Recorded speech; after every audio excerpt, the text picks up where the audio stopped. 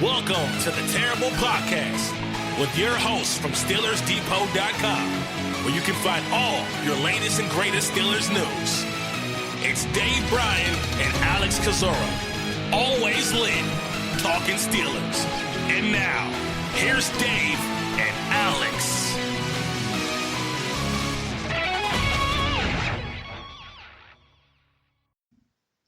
Welcome to the Terrible Podcast, Season 10, Episode 99. He's Dave Bryan. I'm Alex Kozora, SteelersDepot.com. Thanks for being here this Wednesday, Steelers Nation Day. We are 24 hours away from day one of the NFL Draft. Steelers will be spectators, as Mike Tomlin said, but it'll be one for the history books. Yeah, absolutely. Obviously, the first time in my life sitting out a first round. You know, look, it'll be a little bit different. I think when you look back at this thing, you know, and kind of, Tomlin talked and Colbert talked a little bit about, the process the other day when they met the media there.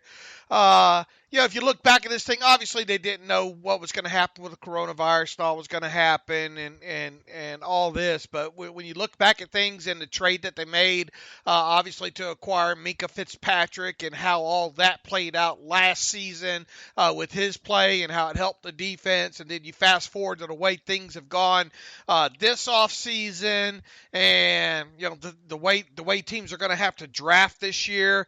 It really looks like a smarter move, to make that deal the further you get away from it, because now the Steelers will be able to just sit on the sideline and let all those bugs, if any, with the remote drafting process work themselves out. They can work on their communications and all like that. Not that they're going to get a huge upper hand, but just the less things that can go wrong, right. The better. Yep. It's not like you're going to have a huge advantage, any of that. It's just you get to work out, let the league work out any bugs, if any, that happens.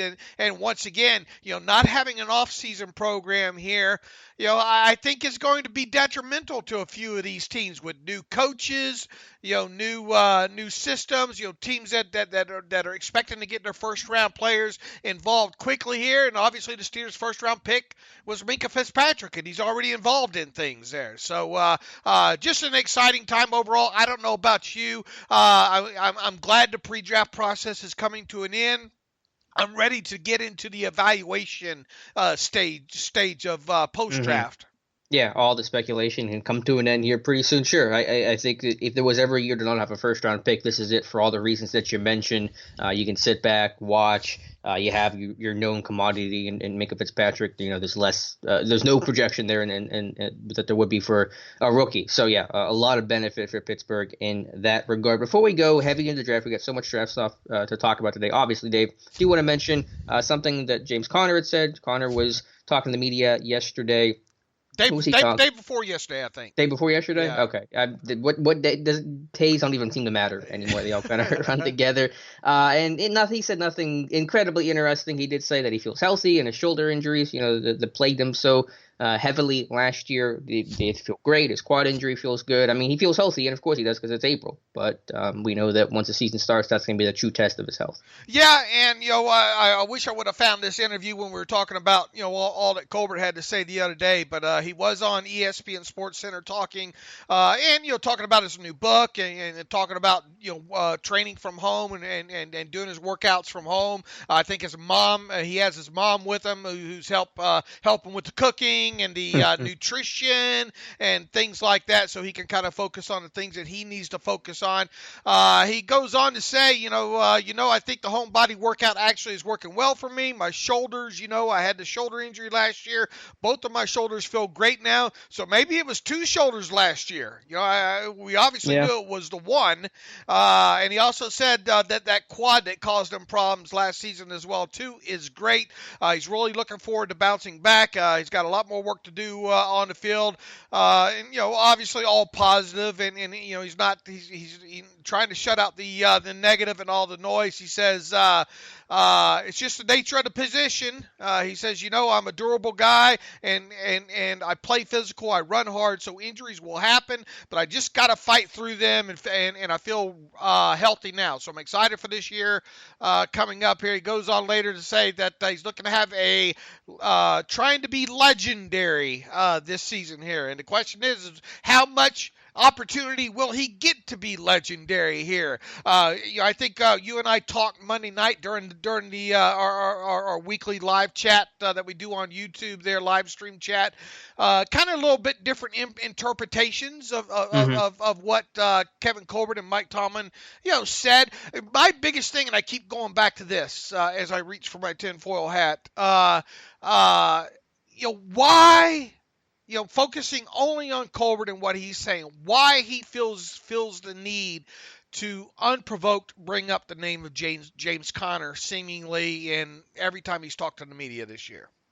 Yeah, I mean, well, at least in the last time he talked about it in that virtual pre-draft press conference, they were asked about, do you guys need a running back? I mean, I think Bouchette was pretty point blank with the answer. Do you guys feel like you need an upgrade to the running back position? And so I understand why Colbert would pivot about Conner if he's high on him there. I just felt like Tomlin and Colbert's first answers were just a little different. As different, at least, as it's going to get. Obviously, Tomlin's not going to be like, we need a running back, and Colbert's not going to be like, well, we don't need a running back, and they're going to fight, on air. That's not going to happen. But, Tomlin's first sentence was, like we mentioned earlier, we've got a lot of needs, which should be implied. We have other needs, but yeah, running back is one of those needs, and it's part of the group we'll be looking at. And then, Colbert's first sentence is to add to that, I know starting the season we'll have a healthy James Conner. So, Tomlin's talking about the class and the needs, and Colbert's talking about Conner.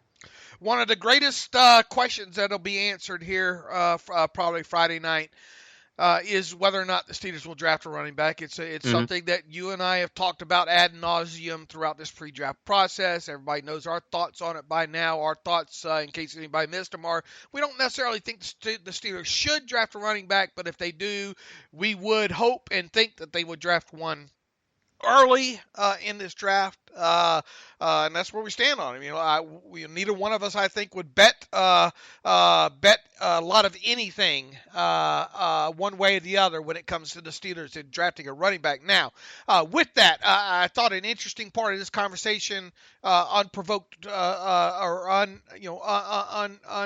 unsolicited, and you didn't know this was coming this morning, but I thought I'd bounce back to a year ago at this time with you, and you were out front with, boy, if the Steelers are going to draft a running back in 2019, it's going to be Benny Snell, or you thought it might be Benny Snell. They ended up drafting Benny Snell, of course. You were a Benny Snell fan, I think, kind of going into last year's draft.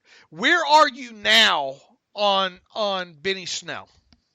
I like him. I've said, before, I think the greatest divide between guys the Steelers like and guys the fans maybe don't like as much is Benny Snell. I think that the front office and the coaching staff have to be high on him and the job he does as a rookie, because he did a really good job in a really difficult situation for a variety of reasons. Don't forget about it. He had a meniscus tear he had to get surgery on and missed 3 weeks and came back. I think his first game back or the second game back from that injury. He was the Cardinals game, I think, where he rushed for 100-something yards. So I thought he had a really impressive, steady, consistent rookie year despite all the adversity he and the offense went through. All right. I've written and talked about Benny Snell as well, too. I think one of the biggest crimes was, a couple of those times that they, James Conner was kind of questionable there. And I thought they would have been better. James comes in, starts the game, and they can't finish it, I think it's a crime that a few of those games there, Benny Snell didn't get the opportunity to, start it and get going, because I think he's kind of back that needs his engine warmed up a little bit and can get a little bit stronger as the game goes on. I'm not sure how much we learned overall about Benny Snell more than what we kind of knew coming out of his selection and all. I thought he did some good things. I thought he ran with some power. Heck, he had a couple of, at least one explosive run, probably the longest run of any running back last year, right? Did Trey Edmonds have the longer run? Yeah, 40 something yards. Edmonds did have the But I longest think Snell run. had the most number of explosive plays in the run game, which granted was a low bar to clear. Right. He had the most explosive plays by a running back last year, I think, which, 2, was it? Yeah, maybe 3. Yeah, the Seattle one on 3rd and 1 was like, the first 20-something yard. Right. I think there were 2 or 3 20-plus yarders. Yeah, I just thought overall a steady year. And again, we've seen this sophomore leap from so many of these backs before. Connor was such a different guy his sophomore year compared to his rookie season. You could feel that right away at training camp. Bell, he's dropped weight. I assume Snell's going to be on a similar path. So not only was I excited about what he did as a rookie, but knowing what the typical leap is as a sophomore. Plus, he was a young guy too. He was supposed to be a senior in college last season. So now he's kind of really a lot more mature in so many ways, and that gives me reason to be excited for him in 2020. And this forces us to kind of circle back around to the whole thing. Look, okay, if you're going to go ahead and draft one in the 2nd round, but I sure am good. And look, I understand the whole sunken cost thing when it comes to draft picks and all like that. But 4th round, I'm okay if you're doing it after the 4th round kind of thing. But 4th round, I think you still can get quality potential long-time contributors or at least multi-year contributors in that. So I will be most disappointed, if they do draft a running back early, because that'll be almost a sign that, Benny Snell's, just a guy, which you might be. I've pushed back on that a little bit. I mean, Snell would still have value, even if you draft Jonathan Taylor, for example, at 49. Snell is a backup, rotational guy, injury. I mean, it doesn't mean that Snell's terrible. We hate him, and we don't think he can be anything. He can still have value on the team. Right, but it would be a shot across the bow. This guy is probably not going to be a multi-game starter for us. Well, as a 4th round pick when you draft him, I don't know if you were screaming that at the start. Josh Dobbs was a 4th round pick, and you kind of knew he was a backup, and I think that's if that's what he is, a really good, reliable backup as a 4th rounder, I'll take that. Yeah, we'll see. I mean, special teamer. I'd more apt to get those kind of guys after the 4th round. I mean, it's not like he was a 2nd round pick where you felt like, okay, this is the guy. Then next year you're going, okay, he's not the guy. Let's get someone else. I mean, I think there's a difference there. And again, it's not like Snell wouldn't see the field or wouldn't have some sort of value. I just the idea that pick could have gone a different direction. Sure. No, I get that. Foster Moreau in the Steelers uniform right now. I got to push back real quick on something Connor said at the very beginning there. Connor's quote about how he's a durable guy. I think a lot of fans would take issue with that statement. I'm not trying to be mean to the guy, just objectively, he's not been a durable guy. Look, he, and I wrote this yesterday. We're going to, if anybody's going to probably be tuned in Friday night, it might be him, right? Even though he probably says that he won't be tuned in, shutting out the noise. Because look, if this team drafts a back, especially in the first, Friday night here in the first couple rounds, it's a clear sign that 2020 is probably going to be James Conner's last year in Pittsburgh. Mm-hmm. Great story, great kid, great everything, about him, and a clear sign. So, obviously he'll try to use that as whatever motivation that he can. But I think it's a clear sign. It will be a clear sign that he's not that we thought he was going to get an extension anyway this offseason, but but the chances of him having a repeat of 2018 Pro Bowl like season in 2020, if this team drafts a running back with one of their first 2 picks, is remote. And then it goes back to, what was that rah-rah speech all about, Kevin Colbert? Right. You're just trying to pump up. I'm either going to look back at the things Kevin Colbert says as a pre-apology or a pre-confidence builder. When it comes to James Conner. So I just want to revisit that one last time. And then also, boy, the Leonard Fournette stuff will not stop, will it? One final, get your thoughts one final time on Leonard Fournette. Look, I mean, $4 million might not sound like a lot for a guy, but this guy just, you look at his successful play rate. You look at him coming off a 340-something touch season. Usually that's not great for 25-year-old running backs. Somewhere on the side, I've got a study on that based on what the Le'Veon Bell later years there and all. Is there any way whatsoever you trade for a guy like Leonard Fournette? No, none whatsoever.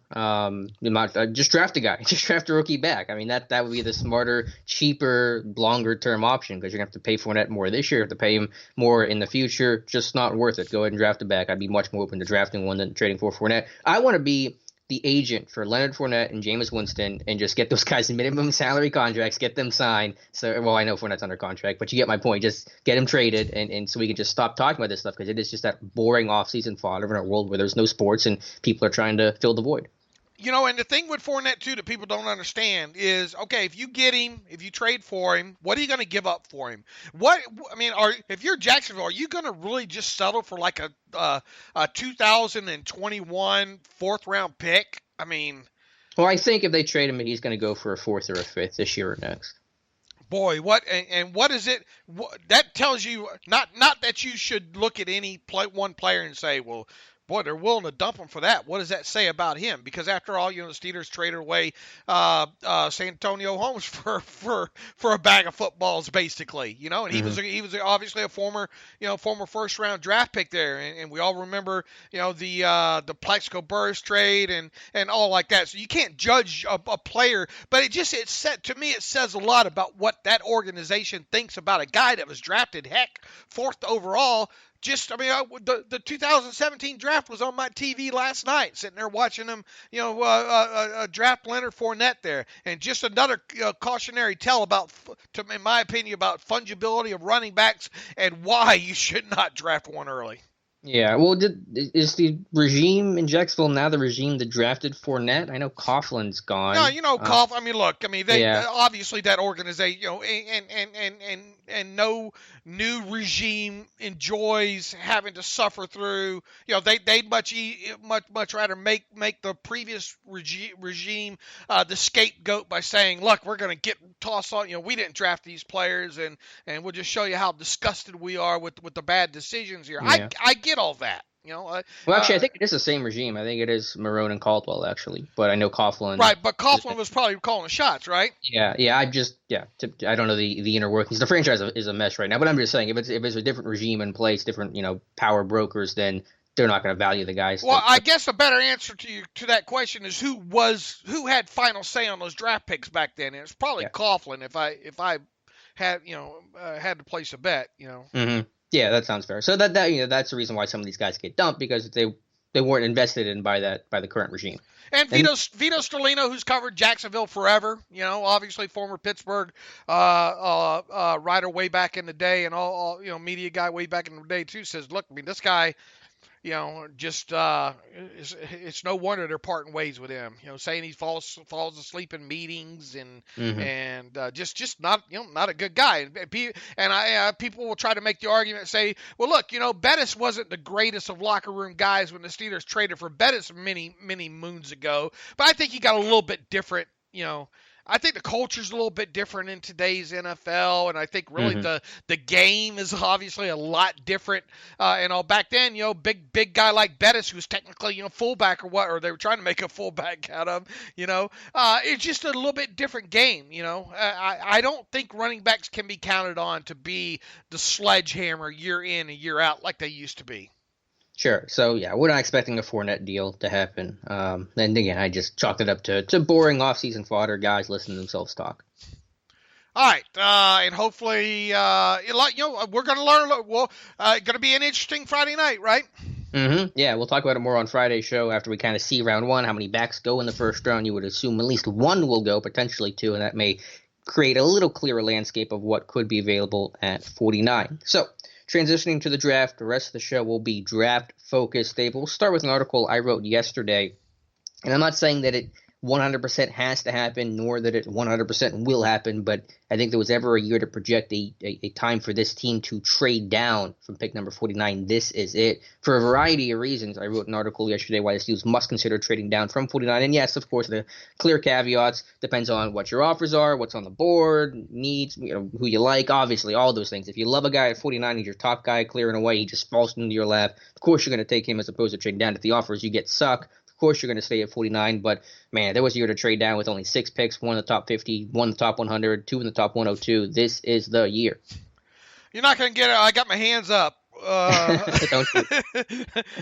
Don't praise, you preach it to the choir over here. Amen. We're not sending take my money, Alex. Take my money. All right. I'm gonna hold you to that. Pass the hat. You Yeah. know, you're not gonna get an argument out of me because I think one of the things, especially I found in my last couple of mock drafts that I put together, was, man, I sure wish I had 2 extra spots. Right. You know? Yeah, I dare anyone to do a mock draft and feel happy coming out of it. We'll share our mock drafts today, and I feel like, yeah, I'm missing 1 or 2 spots. It sure would be easy to put the fake puzzle together, even though the puzzle's wrong. It doesn't reflect the actual picture, but the puzzle in our own heads, going off of what we think, sure would be easier to put together, I think, with a couple more picks. And that's one of the things that, where do you try to get the defensive tackle at? Mm-hmm. And yeah, I'm gonna yell at you about that. And the edge, man, you just think that this team's going to draft an edge at some point. Where do you put that at? And man, you can't select an offensive lineman too late, right. Kind of thing as well too. So it presents in a third world problem of putting together a mock draft, not having a couple other picks causes a problem. Yeah, and beyond what we think, just Colbert's own history and own words, I think, indicate that he'd be more open to trading down. Last year, and I don't know if I mentioned this on the podcast last time or what, again, my days are all mixed up, but he had said, we traded that future third in the Devin Bush deal, this year's third, last year, because we had to have 2 picks on day 2. That was non-negotiable. You had to have 2 picks. And technically, they do have that this year at 49 and 102, but that 102, that is like the 5th to last pick, comp pick in the 3rd round. It really feels like a high 4th round pick. So technically, it's a day 2 pick, but kind of it's not. And so you'd like to get a higher day 2 pick. That'd be preferable. The other stat I'd give you, well, 2 stats I would give you is that only once in Colbert's whole tenure since 2000 has he drafted 6 or fewer players, and that was 2003 when they traded up for Troy. They drafted 5 that year. Every other year, they've drafted at least 7, so this would be a lot of history against it there. And in 2001, I went back and looked. Sometimes they have traded down. I mentioned this previously as well, but 2001, they came into that draft with only 6 selections, ended up trading down from 16 to 19, still got Casey Hampton, ended up drafting, I think, 7 players overall. They moved back up in the 2nd round. They get Kendrell Bell, but still, they had 6, and they ended up trading down to try to acquire some extra picks. So actually, last time they had a draft where they began with 6 picks, they did trade down. And again, you want to see what the offers are, what the board looks like. A lot of uncertainty at 49. Obviously, they're not going to trade down maybe 3 spots. They trade down more spots this time around. But there's some history there that says they want to have more than 6 picks. Give me a meaningless percentage chance that they trade down. I'll say 33%. I like my thirds on the show here. I would really encourage it. And plus, in a draft like this, you just want to have more chances, more bites at the apple. If you only have 6 picks in 1 in the top 50, 2 in the top 102, that's not a lot of chances to hit and get it right. And I think the more chances you have, the more chances you have of getting it right. And in a year like this, you probably want as many opportunities as possible. In typical Price is Right fashion, I'm going to go, instead of bidding $1 here, I'm going to What are you going to do, 32%? I'm going to go 32.9%. Oh my god. Let's see if I can get on the right side of this thing but still be close. Mm-hmm. Look, we've mentioned it a few times, over the course of the last several weeks there. Boy, if you got to that spot and coming up on 49 and should maybe who knows, maybe one of the quarterbacks falls, maybe running, maybe a fourth, maybe only 3 running backs are off the board and someone wants that 4th one or whatnot, or for whatever reason somebody falls there. That's kind of right in that range where maybe you can get somebody to come up to get a player there. And if you have to go down, I don't know, 6, 7 so places, pick up some picks in the process, why not? Because I think we both agree right there in that kind of selection, of even really 19 players, right? Kind of what we circled kind of in the Gil Brandt, top 150, if you will. A lot of players we could see the Steelers go with there. Mm-hmm, absolutely. And the greatest strength of this draft, I would say, and Colbert's basically said as much, is its depth. It's deep at a lot of positions. And so you're comfortable moving back, let's say 10 spots to pick up another mid-third rounder because you're going to have good depth and good talent overall at places like receiver and Safety, I think, has some interesting depth, and you get, we'll talk about some of the names here in a little bit. So I just think it'd be wise to do it. Again, the history kind of indicates that they would be more open to it. And yeah, I think one of those quarterbacks will be either Hurts, Eason, or Fromm. And over the last decade, the average position of quarterbacks get drafted is 46th overall. So right about in the sweet spot for Pittsburgh to trade back should New England, Detroit, Green Bay, whoever wants to move up for a quarterback and get that tier 2. Because after Hurts, Eason, and Fromm are gone, then you're in like tier 3, don't draft them kind of quarterbacks, basically. They're all, top 7 are gone. So those teams are going to be angling to get that quarterback before the board's empty. I like it. Now we'll see what happens Friday night. I like the we gotta keep running with this Price is Right draft analogy. I bet you the Steelers draft DBs by playing Plinko, and they just drop one in, and whoever lands on, that's who they draft. I think that would explain a lot about the history when it comes to defensive backs. All right, Dave, where do you want to go from? You want to go to our mock drafts? I guess that'd be probably the next best place to go. Sure. You want to do them dueling style, or do you want to do each of them separate? I don't know. That's a good question. Want to do dueling style? We never have the chance to do that. So yeah, right. We'll Yu-Gi-Oh duel it up. That's a reference you probably won't get. All right. Let's start with yours at 49, and you're going with Michael Pittman Jr. from USC. I gotta say, in terms of just what my gut says and guys that fit what a Steeler is, and I can see them in the Steelers uniform, Pittman's probably at the top of the list. Did this surprise you? No, because I had it in my last mock draft. Because of that? No. It doesn't surprise me. No. Does it surprise you that I went that way? No, because I think you were telling me you were coming down to Pittman or Winfield Jr., and I was like, okay, and I figured you were going to go Pittman because you were going to go offense at 49 instead. But how close was the decision between Pittman and Winfield Jr. for you? It was close, and look, in this one, with the Steelers only having 6 picks, 6 scheduled picks this year, along with each pick that I made, I listed an additional kind of 6 guys. In trying to put this piece together anyway, you had to kind of list the names out to the side anyway to try to maybe get this puzzle to work. So it kind of made it easy putting this together and listing each the players considered along with it. And I usually like to do that every year in my final anyway, because however many, whether it be, I don't know, from 40 to say 50 total players listed in a mock, my goal coming out of this thing is to get as many guys that I considered of the 40 or 50 or whatever to actually be the picks. To me, that shows I did a good job of identifying potential prospects, because we all know, no one's going to hit, have a perfect mock draft and all. And really, if you hit 1 or 2, you really need to be commended, with these things. So I think part of the exercise is identifying players that you think the Steelers might draft and kind of building a list out of those and going forward. But look, if you asked me 8 weeks ago, I'd say no way I will put Michael Pittman, as my Steelers' first selection here. I'm glad I went back and looked at that tape again. It just goes to show you that sometimes you can. Like Chris Jones several years ago. I never got it with Chris Jones, and I know he ended up becoming a chief and all like that. But the selection of tape that I watched, I just never got it with him. He obviously turned out to be a fine player. On top of it, I think Pittman was one of those guys for me that needed deeper tape study. Will he be the pick? Here's the biggest question when it comes to a guy like Pittman. I went from him being a 3rd round guy to I don't know. Is he going to be off the board by the time the Steelers pick at 49?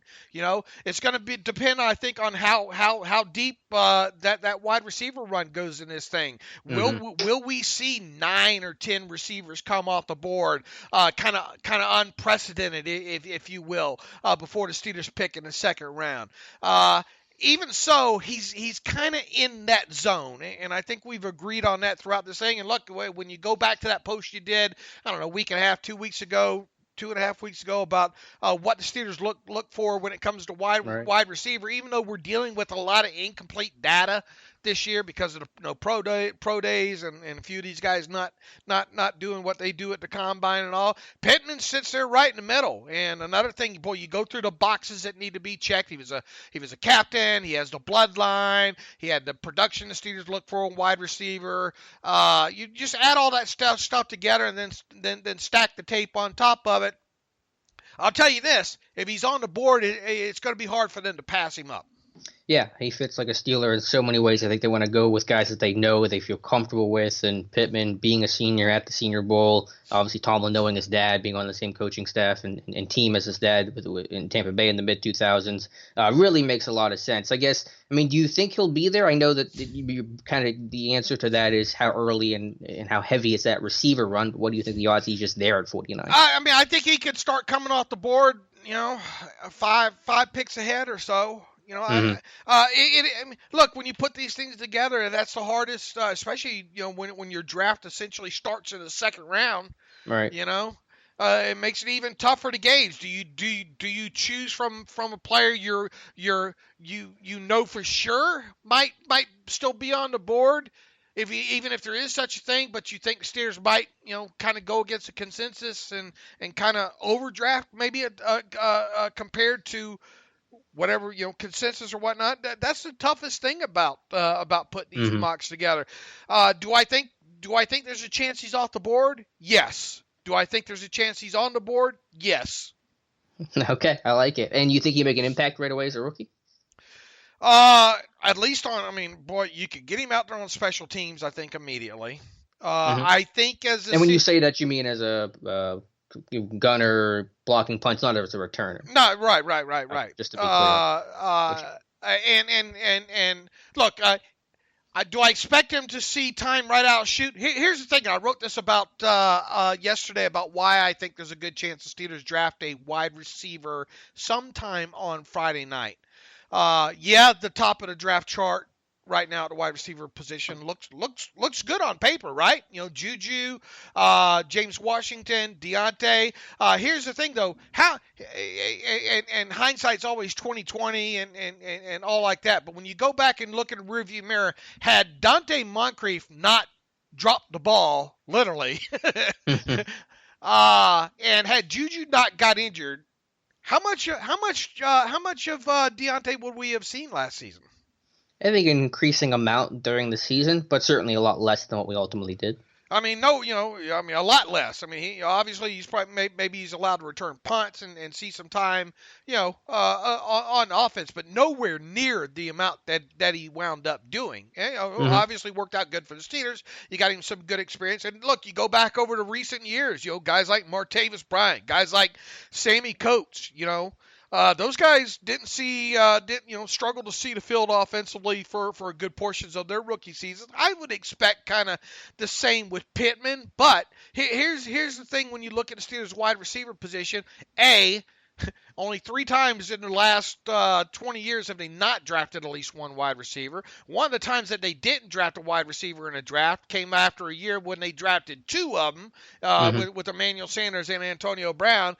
And the other thing, and look, I'm going to continue to say I'm not predicting that 2020 is Juju's last season in Pittsburgh, but until he signs a contract, you have to. It's plausible that it could be, and especially if he doesn't bounce back, because if he doesn't bounce back and at least put up 80 receptions, for 1,000-something yards, 6-7 touchdowns along those lines, then there's a good possibility that he's not going to get the franchise tag. And if he doesn't get the franchise tag, there's a good chance that he at least tests free agency, though. So I think you've got to kind of. Just cover your bases just in case and that. And as much as I was a big James Washington fan, when they drafted him, and he did have a great, or not a great, he had a lot better. I mean, he took that step forward in the second season, but we still need to see one more jump from him, know? And, sure. and bless, Deontay, look, I don't even want to talk about Deontay because I don't want to jinx him, you would expect his good rookie season to be followed up by an even better sophomore season there. So, and apologies to the rest of the depth chart. I know there's some Deion Kane fans out there listening to this show, but we still haven't seen enough of him. Of course. Yeah, you won't get an argument from me from the value of a receiver. I think it's like corner. You got to be 4 deep. What if you didn't draft Deontay Johnson last year? What if you went and saying you had your 3 with Juju and Dante Moncrief and James Washington and said you're good? Well, you weren't good pretty quickly into the season, so you got to protect yourself against all that unknown. My only pushback for a receiver that early is I think because the depth of this class is so good, the team would be more willing to wait into at least the third round, maybe even fourth round to take a receiver because there is so much talent, maybe even starter talent later on in the draft. And Kevin Colbert told us as much. Right. So that was this is a deep wide receiver class. Look, it made it tough. Those names that I have down there, and I threw Cam Akers in there because I owed it to myself to at least think about the possibility of a running back there. So obviously I have a handful of wide receivers. Obviously Pittman, Mims, and Higgins are if they go wide receiver, I can see it being one of those three. Neville Gallimore, I warmed up to him a little bit more throughout the process with him. I still think if there's a Michigan guy that this team drafts, my only question is, and I think you agree with the center position this year. Who is the top center? And if it's Ruiz, then there's a good chance he's off the board. And look, I love Winfield Jr. I could see Winfield Jr. So any one of those 7 guys I have there, I think could wind up being the guy. But if you were going to pick someone that wasn't Pittman from your list, it would have been Winfield, or who was like second place? Yeah, I think so. Okay, so Winfield. Yeah, and that makes sense for a lot of reasons. I'm with you, though. I think ultimately they go offense at 49 because they've just gone defense with their first pick for 7 straight years now. And in a year where your defense was just elite, your offense was worse in the league, logically, you probably want to mix that up. So for my pick at 49, I wrestled with this a lot. I stared at the blank screen for the last 48 hours, but I ended up landing on Matt Hennessy. You're going to call him a guard from Temple. Played center mostly there. I made one start at guard for Temple, but he's a guy that the team reportedly likes and somebody with bloodlines, good size, high character, and I think could compete for that left guard spot. So you sat there with the on the screen, or in my case, it would have been TEH. Spelled her okay. Give yourself a little credit here. But yeah, I mean, to Hennessy, I went back and forth on this one a lot. I could have easily gone Michael Pittman Jr. He was my others considered category, but yeah, I just said Temple tough. I mean, I don't know how much they really saw Hennessy necessarily last year, but I know they really looked at Rock Ya-Sin, potentially taking him in the first round. He had a single-digit number in practice. It kind of shows that toughness and character and work ethic that he has. While he's not Power 5, he's at the Senior Bowl, had a really good week in Mobile. So again, may not start right away, but gives you options. If Filer has to kick back the right tackle because the core 4 Banner can't lock on the job there. And then, of course, long-term, at least starting next year, because Filer, free agent next year, Villanueva, Banner, all free agents. You want to have some good offensive line depth. I get it with him. My only question is, how many centers do you have ranked higher than him? I mean, I don't have necessarily a list. I think Ruiz is going to be the first and potentially only interior offensive lineman off the board by the time 49 rolls around. All right, I definitely get it from a positional standpoint. Let me ask you this. How much what Tomlin and Colbert said a couple of days ago maybe slightly influenced you with saying that, and that jumped out to me as part of that press conference. That, look, more center-centric players, this new CBA and the rosters, kind of help that type of player. How much did that work its way into maybe your thinking and putting and going with him in this mock, and also how much with what Dave T had to say the other day influenced you? I would say to the first point, almost none for the extra offensive lineman spot being active on game day. Like that's for like a J.C. Hassenauer type that might be a center only kind of guy, and that wouldn't affect me at 49. What did Dave T say? I forget on Hennessy. I thought he had some quite a few positive things to say about Steelers and possible Hennessy. Okay, yeah, maybe I'm just misremembering. I know Tony Paulina said the team likes him a good bit, and I can obviously see why for all the reasons I just mentioned. So, yeah, I know it's not the most flashy pick, but I do think 49 is going to be offense, and I think it's either going to be interior offensive line, receiver, or running back is a possibility as well, depending on how the board breaks. How much? What was his breakdown in guard versus center play? Do you know? For Hennessy, he mostly a center, 35 career starts at center, 1 at left guard, but he was a right tackle in high school that just made the switch to center, and he's a smart guy that I think can kick over and has a little bit of tape there. Because I never came across any guard stuff. His first career start ever, I think, was guard against maybe like Bucknell or something, so it'd be hard to find. But so there's a little projection there. So there. I mean, there's a lot of projection in there, really, right? Yeah. But according to Pauline, she was looking at him as a guard, so that kind of sold me. Okay. And look, And he's got the size. He's 6'3", sure, 6'4", sure. 310. I mean, he's got good size to play guard. Sure. I mean, I like this. I like this play at center too. I'm just wondering where, when my center board cleared, I had him as the second best center. So I with that, I was kind of wondering if he'd even make it. So that's where I am. Where are your thoughts on him potentially still being on the board at 49 overall? Similar to Pittman, where it could go either way. The biggest pause I had was that Gil Brandt had him, 34, I think, in his top 150. And, 34 to 49, could that happen? Sure. But there's a chance that he could go early day two. If someone really likes him, I think somebody could. So, yeah, I mean, I think it's like 60-40 he's there compared to he's not being there. But we'll see. It sure feels safe, though, doesn't it, with him? It does. And if there's a year to go safe in a draft, I think this is it. I think this is a clean projection. A guy where you think, okay, and I'm saying safe too, even if he can't play guard. Right. But I think he could. I think that's the vision. And yeah, I mean, obviously Pouncey. What if Pouncey went down? Game one, you better have a center. Right. Well, you got Stephon, but long term especially is with Hennessy. But I like it. You're not going to get much of a pushback from me on that. Yeah. All right, let's go to round 3. We'll go back to you. Here's your center, Tyler Biadish. I'll get that by draft day. Tyler Biadish from Wisconsin. Why'd you go him? Look, like you, I think I had to find a way to try to address the offensive line early rather than late. If I didn't get it now, I felt like I'd be back in that John Runyon Jr. 7th round. Right. My mindset was first 2 picks, something's got to, at least in theory, help the run game. And that was me as well, too. Look, you go back to this same time last year, who was probably the best ranked center, looking ahead to this year? It was probably Tyler Biadish out of Wisconsin there. Mm-hmm. The thing is with him, like I said earlier when going through that Jonathan Taylor tape, man, if only the Steelers could draft that entire Wisconsin offensive line, right? It would be fantastic there. I really still like him. I know there's some questions about his overall medicals here with the I think with the knee or with the shoulder, with the hip with him, but I've listened to a couple interviews and him talking about it, and I trust him on it. He had that shoulder cleaned up this offseason. I think that caused him to not really do anything at the combine and all. I think he's a smart kid. I think if he got his conditioning down a little bit better and he'd have a little bit more mobility to him.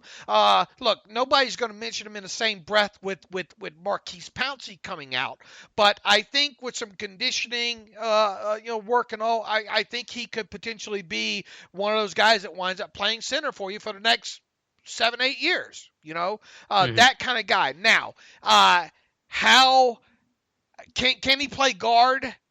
That's something that's an unknown. With him, there's no evidence to that. I wouldn't be surprised if he could. He's a little bit undersized at 6'3" and 5'8", but you could make that work with him. He's got some nice big hands, physical player, smart player, and really it just comes down to how much do we believe about teams being concerned with his medicals out there? Yeah, that's the big thing for me. And none of us can answer that, obviously, but there are a lot of reports from the Draftniks that report on this stuff is that there are some big worries about the medical. And again, in a year where I want to be more risk adverse, in a year where it's a little harder to get that information out, Biadish was at the combine, so that was status quo there. That gives me a little bit of pause. The only I wanted to put Cushenberry there so bad. I agree. He's not going to be there. But that was my problem.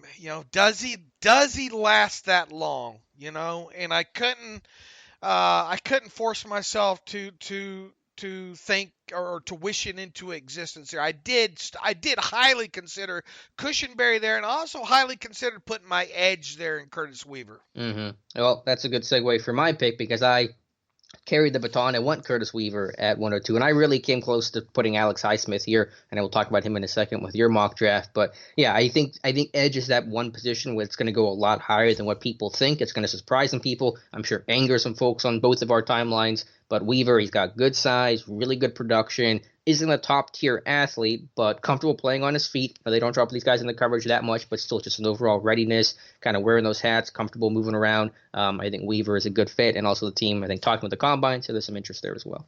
One quick thing back on Tyler Biadish for Wisconsin. Steelers like them trophy winners sometimes, too. And he was a Remington Trophy winner in 2019. He had to bow out. He would have been at the Senior Bowl if not for having to bow out, I think, right? Because of the shoulder and all like that. So, and look, I mean, when you look at what you did there, look, I considered Weaver there.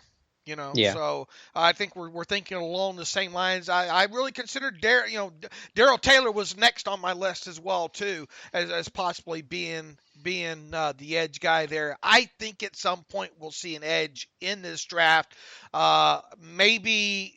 Maybe not in the first, it might not be in the first 2 picks, but maybe within the first 3 though, because Kevin Colbert made sure to tell us it's kind of a deeper draft when it comes to that position, and I detect a little lies there. We'll see, but I think we'll see an edge in here, and I'm not surprised to see you go edge there. Yeah, I think by the end of the 4th round, I would say at 102, 124, 135, they're going to take an outside linebacker. Who? That's very debatable, but you can't be as confident in anything, and obviously no one knows until you know, but I'm relatively confident that they're going to take an edge in the 3rd or 4th round.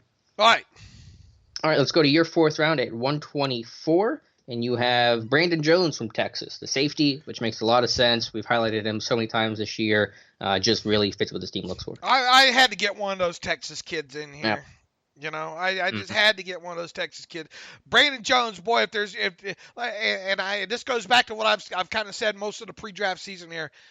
I could see one of these 2 safeties, Winfield or Brandon Jones, being the guy.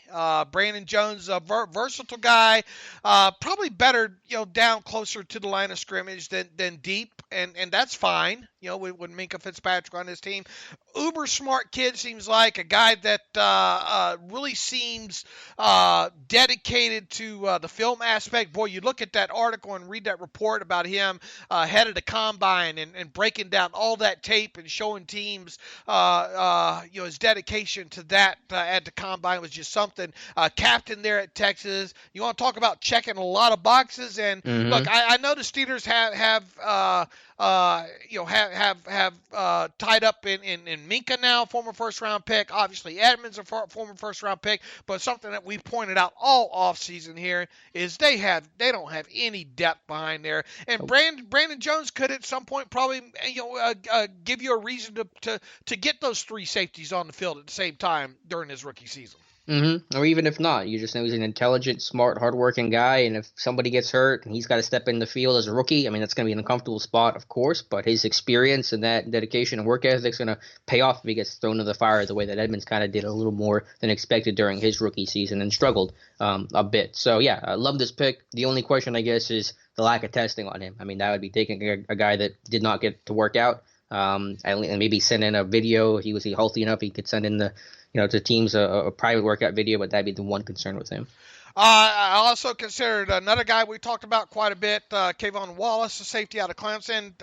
I really want to I really wanted to try to get Tanner Musin, included in this thing, but I couldn't make it work. If I was going to go defensive tackle, it would have been Rashard Lawrence there. If I would have waited on edge, it probably would have been the kid out of Notre Dame, Khalid Kareem. If I waited on guard, it would have probably been a Logan Stenberg. And if God forbid I went tight end there, probably a Cody Parkinson, out of Stanford there. But just so everybody can see where my head was at in kind of putting this thing together, those were the other names outside of Brandon Jones. Yep, I like it a lot. I've said before, I think you got to get out of, by the time round 4 is over, you really have to get a safety if you're Pittsburgh. That's another reason why I think you want to trade back. People address all those needs. I also went Texas in the 4th round, but not Brandon Jones. I went Devin Duvernay to be that speedy slot guy. Just a body type that does not exist on this roster when it comes to receiver. I think it'd be an interesting guy. Washington's kind of got that body type. Well, I mean, some he doesn't have degree. the speed, and he's not. I mean, I guess the body type and the role I should clarify where he doesn't. No one has that slot speed the way. I mean, Deontay Johnson is a different body type and he plays the X spot, so I differentiate the two. But no, there isn't that speedy slot receiver on this roster. You know, when I initially looked at his tape early, just a quick, kind of run through on wide receiver, it didn't really stick out to me. He didn't stick out to me too much. And then, get on through the Senior Bowl. And by the time when I finally did get around to doing a contextualization on him and reading his backstory and going through all that, boy, I really liked him. I really enjoyed breaking down his wide receiver tape along with Justin Jefferson out of LSU and Pittman's as well too. When I went back for a deeper dive, those three guys I really enjoyed breaking down their tape. Another great story with this kid. This was another one that I think once he got moved around a little bit really helped him, right? Yeah, now I'll admit I didn't necessarily love the tape that I've seen, and I didn't think he had a particularly impressive week at the Senior Bowl, but I just think he fits what a team would and probably should look for. And he was really productive this past year, 106 catches for nearly 1,400 yards and 9 touchdowns, athletic family. So, yeah, I mean, there's some questions about it. I wish he was a little shiftier. He's kind of a linear, stiff-hit player, which is certainly a little weird for the slot and the speed that he runs. He's not like the best athlete in terms of laterally. But, again, just a type of receiver that they don't have, and you want to add to this offense, and you want to add a weapon for Ben. So we ended up getting both the Texas kids included. Probably not a surprise to those people listening, right? Exactly. All right, at 135 for you, second pick in the fourth round. Here's where you go edge with Alex Highsmith from Charlotte, also someone the team's reportedly very interested in. I watched him last night. He's a really interesting guy, Dave. Yeah, he's got that bend, right? I think the only thing is, obviously had a good last season there with the 49ers, but this guy fits, and he fits right there in that spot. The only thing, small school kid though would be the question there, but I think he can stand up. Look, you're not gonna He is more of a second-year kind of guy than he'll help you initially on special teams, and maybe as the season goes along, get him on the field to some degree so you don't wear out Watt and Dupree there. I like the way he rushes the quarterback. I like his ability to use kind of the spin and the cross chop. I think if he builds a bigger base of counters. And has more of a game plan off the ball, will help him moving forward. But when you look for the edge to put in this spot, I think he's it.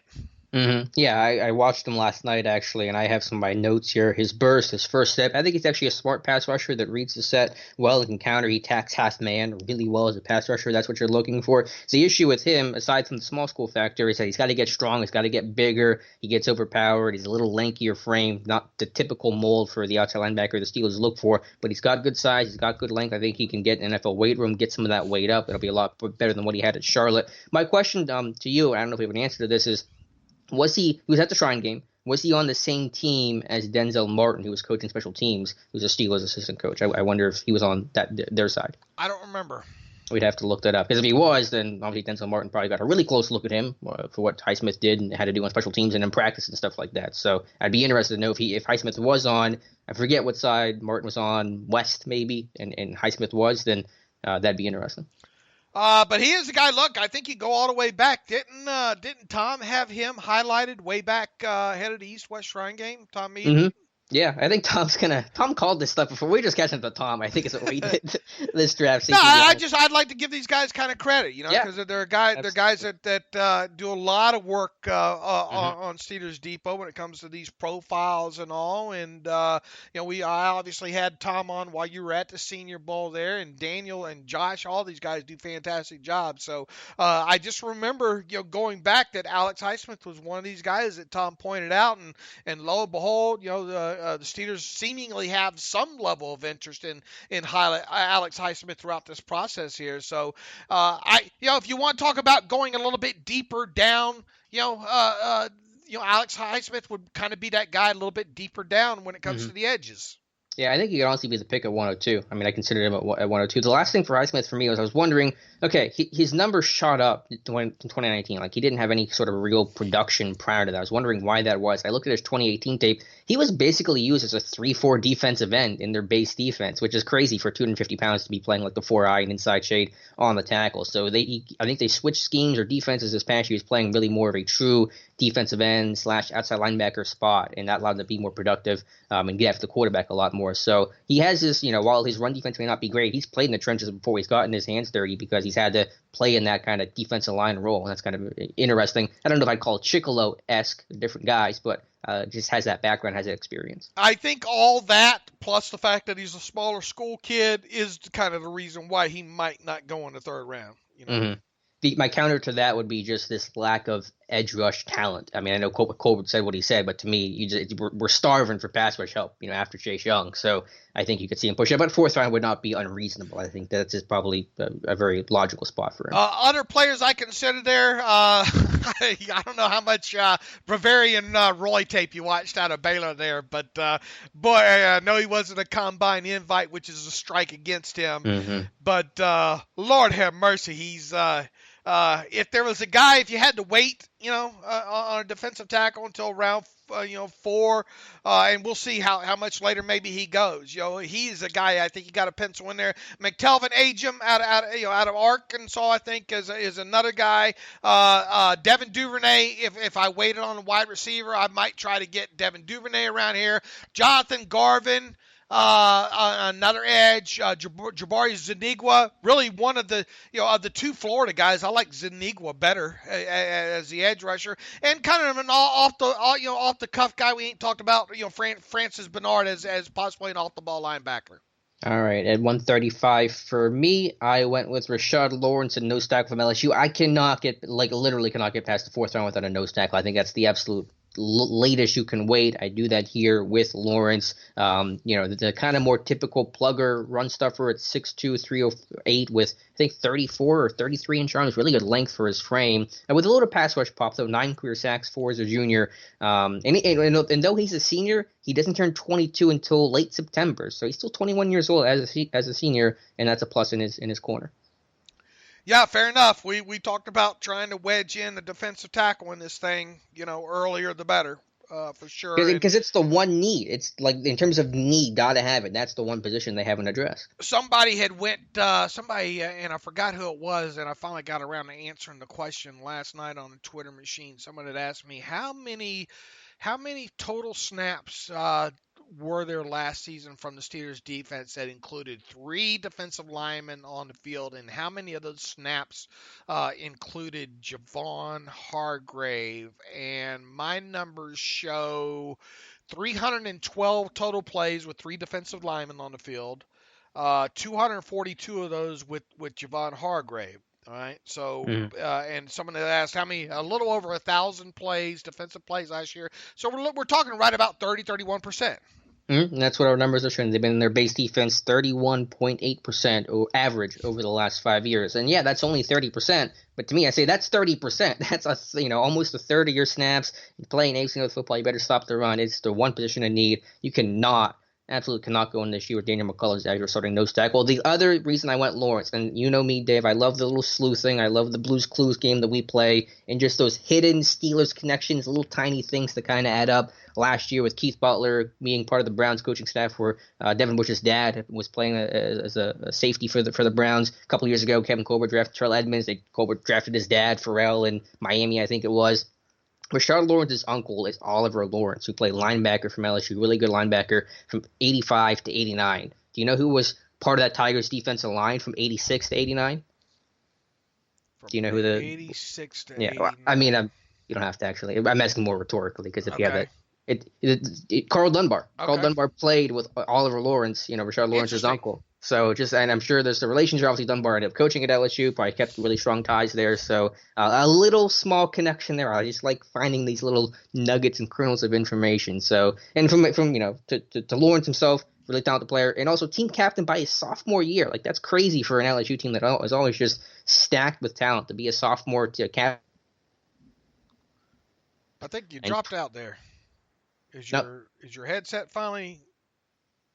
Hello, can you hear me? I got you. Okay. Okay, what did I drop out? You're just talking about team captain. Okay, yeah, team captain 3 times from a sophomore year. Really rare, I'm sure, to find. And again, a young guy, doesn't turn 22 until September. I just think he checks a lot of those boxes for those hearts and smarts. Reading back on him when you brought him up originally, that's another thing that stuck out to me about him. Getting that, being the captain and all like that. Really good kid, and I think if people go down our entire list of players that we have here, a lot of them check a lot of those captain boxes, things like that. So yeah, I wouldn't be surprised at all. I like Lawrence. I think he fits about that spot there. All right, Dave. Who did you go at 198? You went with a familiar name. Evan Weaver, right? Look, we talked, I don't know, a few times during this process saying, boy, if there was any guy that you could see, that we've talked about throughout this whole process that you might bet money on being a draft pick this year, who would it be? I think Tanner Muse was one of those. Evan Weaver just throughout this process just screams Steeler. All right, not and maybe might not ever be a starter. Odds are probably good. Might not ever be a starter. But I think he has more athleticism to him than a Tyler Matakevich. He is the new and improved Tyler Matakevich. That might not make people feel great listening to this podcast, but this is a guy that will make some tackles for you. He is a great leader at a very Cal team defense that had its problems. Was great week at the Senior Bowl. Has a little bit more athleticism than I think people give him credit for. A hugely smart guy, not that bad spark-wise either there. But if you got in, and this is assuming that he doesn't go maybe around earlier here, if you wanted a guy to help you out immediately on special teams, a guy that could probably provide you some decent backup play at inside linebacker, Evan Weaver screams Pittsburgh Steeler.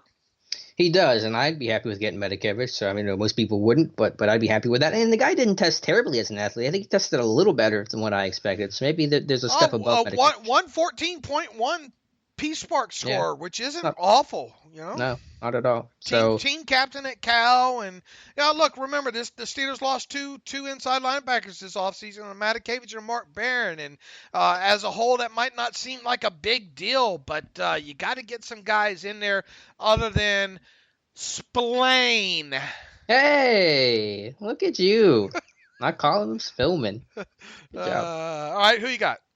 198. And this is the one where I stretched it a little bit because he probably, or at least there's a good chance he goes higher than this. But at this point, I went with a safety. I know what I said, get one by the 4th round, but that's a difficulty of only having 6 picks. I went Josh Metellus, a safety from Michigan. Decently sparky enough, ran a 4.55, jumped 36.5 inches in the vert, 10.4 in the broad. The upside is not immense, but a physical player with good experience. He's got to work on his processing overall. He can kind of, get fooled by play fakes and, jumps routes and guesses and gambles too often, but have to get a safety. And he was kind of the most athletic guy. I thought that could be at least somewhat plausible in the 6th round. Yeah, we talked about getting to our final mocks, and maybe putting a Michigan man in there as well too. So I see you achieved your goal. Yeah, I had to get at least one Michigan. Couldn't get a Clemson. I wanted Tanner Muse in there, but I couldn't make it work either. I tried. So Metellus, because again, the safety depth is just not there. Marcus Allen couldn't make the roster last year. Dangerfield is what he is at this point. So went Metellus because good chance they take a Michigan man. In the 7th round at 232. I consider Metellus there as well too as part of my makeup. Putting this together. He was, Siwo, I'm not going to try to pronounce TCU running back. Yeah, TCU running back. I consider him Metellus. DJ Wanham, if I held off on an edge, and Jennings out of Alabama, if I held off. Even Calvin Throckmorton, who really just was a train wreck at tackle during the Senior Bowl. I can really see him as a guard. I think he's a much better guard than he is tackle. And Shaquille Quarterman, another off-the-ball linebacker, I think really fits what the Steelers look for as well. If you're waiting to try to get a kind of inside linebacker, special teams prospect at that point. Forgive me, Father, I have sinned. I did not include defensive tackle in my earlier round, so I had to try to make up for it there. Guy I've been kind of I've warmed up throughout this process on is Benito Jones out of Ole Miss. If you're gonna wait on a guy that probably has a little bit more upside than most people give him credit for there, and you still wanted to make sure you wedged a defensive tackle in there. Benito Jones is your guy. I just can't see him waiting until the 7th round for the one position where they don't have a starter, and I just don't like Benito Jones's game. I don't think he's a very good prospect, and he tested about as terribly as you can ask a prospect to test. I like his game. I like his tape more than you do. I think he can give you a little something there. I think he can give you a little bit more than what I think his upside. What do you think his upside is as a starter? I think his upside is potentially maybe cracking a lineup and giving that 30% of play there. So if not, I think he's an upgrade over Dan McCullers. So there. Yeah, the 7th round, just relying on any 7th rounder to come in, that basically means you're starting Dan McCullers this year if you're drafting a nose tackle in the 7th round, and I just can't live with it. Yeah, it's pretty, like I said, if there was my sin in this mock, it's that. I'm gonna take you to. I'm gonna make yourself say some Hail Marys for it. So you had your others considered. You should have went Charlie Warner here. This was your time to shine. Nice. That's more of I still had to address the positional, aspect of it. I felt I owed it to myself to address the positional aspect of it. So. And I don't, as much as I like Charlie Warner, I don't think they're going to draft Charlie Warner. So, and I'm a big John Runyon Jr. fan as well too, but I don't just think that they're going to draft him. There. I did consider those guys. Along with Solomon Kinley, I mean, if you had to wait for a guard, the kid out of Georgia there, if you waited for a linebacker, special teams kind of hybrid player, Kaliki Hudson would have been my Michigan guy. I threw A.J. Green, the cornerback in there out of Oklahoma State, into the mix there because of the late reported interest in him as well there. So, that's how I got to this point. At 232 for me, I went corner, and I think it was a decent chance that they take a corner on day 3. Asong Basie, corner from Wake Forest, played on the outside with a Demon Deacons, probably have to shift to the slot at the next level. I think you want to have some foresight here because we know that Hilton and Sutton both are going to be free agents after this year. Both of those guys aren't coming back. One of those is probably coming back, but you're not going to have both of those guys on the roster in 2020 or 2021, I should say. And so you want to, maybe protect yourself and have Basie as maybe a practice squad guy, maybe 6 cornerback inactive on game day as a rookie, and then maybe you can elevate his role next season. So kind of a rocked up dude with, I think, 50 pass breakups in his career, and he tested really well at the combines, running on the 4.4s and jumping almost 40 inches in the vert. Okay. If there's any any sins that you would like to apologize for? I still hate waiting to the 6th round for a safety, and again, I'm kind of I'm stretching myself about projecting Metellus in the 6th. I think he probably goes maybe around earlier than that. I think you're trying to. I consider Metellus, but I think you're trying a little bit oversell him, with your sins there as well too. We both committed sins here. My draft is boring. My draft is very boring. Yeah, I think mine is too. Well, you're starting with Pittman. You're getting an exciting playmaker. I'm getting a guard from Temple. I mean, I'm putting my sleep over here. Obviously, neither one of us have a running back included in this, so we'll see. We'll see if we committed the ultimate sin there. How close did you come to putting a running back in one of these spots? It was either going to be Akers with the first pick, which really wasn't going to happen, or Siwu later in the draft. Okay, I came pretty close to putting Akers somewhere in my mock, either at 49 or 102. I had some mock-ups of Akers there, and I think if they do draft a back, unless Taylor slips, I think it'll be Cam Akers. If you did that, you would have been the ultimate Maverick leaves his wingman. I don't understand the reference, but Have you never watched Top Gun? No, I've never seen it. They're coming out with a second What? Top Gun. No. I like Tom Cruise too, but I've yet to see Tom. Oh, you don't get the you never leave your wingman reference.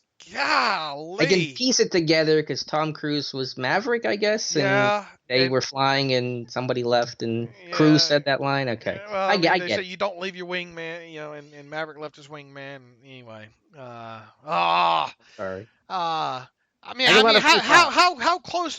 How close did you come to putting a? I considered it because I owed it to myself to go the plausible route of considering a running back there, and the only running back I think plausibly that could be on the board at that point would be Akers on top of it. But as far as putting it into internet ink, it wasn't going to happen. I came relatively close, and I'm just saying this to hedge my bet. So if they draft a running back, I can hang my hat on that. But I legitimately was strongly considering it. Okay. Did you give any thought to Ruiz or Gallimore's another guy you really talked up heavily throughout this process as possibly being the guy there? Yeah, I like those guys. Ruiz, I just don't think it's going to be there. And I just really feel strongly they're going to go offensive 49. And I don't think Gallimore's going to come close to being there at 102. So that kind of took Gallimore and really all other offense or defensive players from 49. My others considered at 49 was Jonathan Taylor, Shody Slip, Michael Pittman. And then I'll throw in KJ Hamler as kind of a sleeper name we haven't talked a whole lot about at 49. All right, we talked about offensive guys that quote-unquote fit. The other day, obviously a few of these defensive guys we think that have fit. We've already kind of covered in our others considered, but let's kind of recap it here. Yeah, so let's start with the defensive line, and guys we just mentioned here. Nose tackles, again, the one position I need, the one position they've yet to address. If you want to do it early, I'd be looking at guys like Justin Madubuike from Texas A&M, Neville Gallimore from Oklahoma. If you're looking for a round or two later for the more traditional plugger, then I'm going to go with a name we didn't mention, Devon Hamilton from Ohio State, or Rashard Lawrence from LSU. I really, in one of my original ones is still until I started playing with it a little bit more, I had Hamilton in there. So if I was going to insert, or rearrange this thing last minute right now to get that defensive tackle in there, it would have been Hamilton I would have put in there. And I should probably, I don't want to forget about a guy like Leki Fotu from Utah as well, just that big dude in the middle. I'm just not a biggest fan of his. Okay, fair enough. I think he's a much later prospect than what I think some people have him as, but we'll see. All right, and then defensive end, we really don't see a whole lot. I know that there's a connection with Roquan Davis from Alabama with the Carl Dunbar thing, and he does certainly fit what this team looks for. I think he almost hit every single box in our what they look for study. Some other defensive ends, James Lynch from Baylor, Robert Windsor from Penn State, but not a position I expect this team to address after trading for Chris Wormley. Okay, I really have nothing. It's been kind of the same kind of group of players that we've kind of discussed there. Mm-hmm. And outside linebacker, mentioned a lot of these edge guys, whether that's Curtis Weaver, Darrell Taylor, Alex Highsmith, any other edgy guys that I'm leaving out that I should mention, Dave? I think Jabari Zanigua. Okay. I think is a guy that I think that they might like for sure. Let's see here. I don't get the fascination with Greenard out of Florida. Like I said, of the two Florida kids, I like Zanigua. Yeah. What about Anai from Utah? Yeah, he had the testing was bad, but if you go over Senior Bowl, the guy looked like an all-star. Yeah, but look who he did most of it against too. I know. Yeah, against Throckmorton. Yeah. Throckmorton there. Uche, Okora from Notre Dame. Well, yeah, that's another thing. I don't see. I didn't see Uche in any of your consideration there. Yeah, just because, again, at 49, I'm going offense. That was my thought. And then I said he's a top 75 Where did player. you lose the love? Where was I didn't know. I still got a lot of love for Josh Uche. Again, he's not going to be there at 102. And I'm going to go when did you lose that loving feeling? Never. No love lost for a Michigan man. But yeah, Uche would be, I could see that. I just don't know where it would be because I think they're going to go offensive 49. I don't think he's going to be there. If he's there at 102, if I'm wrong and he ends up slipping, then yeah, I think he's going to be in pretty strong consideration. What about either one of those Notre Dame kids? Yeah, Cora. I watched him a little bit last night. I just started watching him, but I didn't love the tape. I think he's got a thinner frame and not as strong as he needs to be. Kind of like Highsmith, but I think I like Highsmith a little bit more. Terrell Lewis from Alabama, he's got a lot of injury concerns, but when he's healthy, the dude was legitimately excellent. We mentioned Darrell Taylor, right? We both could potentially see it. I tried to watch a lot more Kenny Willekes out of Michigan State. Just man, the fact that he never stood up, Does that matter less? I mean, just because we know these guys, Watt and Dupree are dropping less than 10% of the time. It probably does matter a little less, but it's hard to get around, Mm-hmm. Right. And the fact that he's a little bit robotic. Look, I mean, he's got that tape floating around on Twitter, that tries to highlight, how athletic he really is. It just doesn't translate on tape, Right. Yeah, I don't really like Wilkes. I'm just thinking just broadly about, does the conversion matter less these days? Some other sleepers, Alton Robinson from Syracuse and Casey Tooler from Stanford, I think is kind of one of the only day 3 toolsy pass rushers in this class with decent production his senior season. I think Wanham. I think I like his tape a little bit better than you do out of South Carolina. I'm not a fan of Wanham. Very raw. 6th or 7th round kind of prospect in my eyes. Yeah, I agree with you on the projection, but I would stay away from him. And I think they're going to address the position earlier. Inside linebacker, a position we neither of us mocked, but both of us I think considered. Aside from the hybrid types like Hudson and Muse, what kind of true inside linebackers could potentially be in play for Pittsburgh? Let me pull up my list here. I would start I like Tom. I think it was Tom that went out on a limb with Malik Harrison. That I don't think it's going to be that early because you probably have to take him at 49. But I mean, he kind of fits like a Steeler to a T, just if you ignored the positional need and what direction they might go. I didn't get deep into his tape, but I did consider him later in the draft. Francis Bernard out of Utah. I think is a possibility. How old is he? Because he was a BYU guy. I know he got kicked out of school. Is he one of those 25-year-olds? He I believe is a little bit older. I don't have. Let me see if I can find the age on him. I mean, to be fair, when it's day 3, the age I think matters a little less. Sure. You're trying to get guys that can make your team, and if you get him more than 4 years, then you've already won. But right, he would be a six round kind of guy. In my eyes there.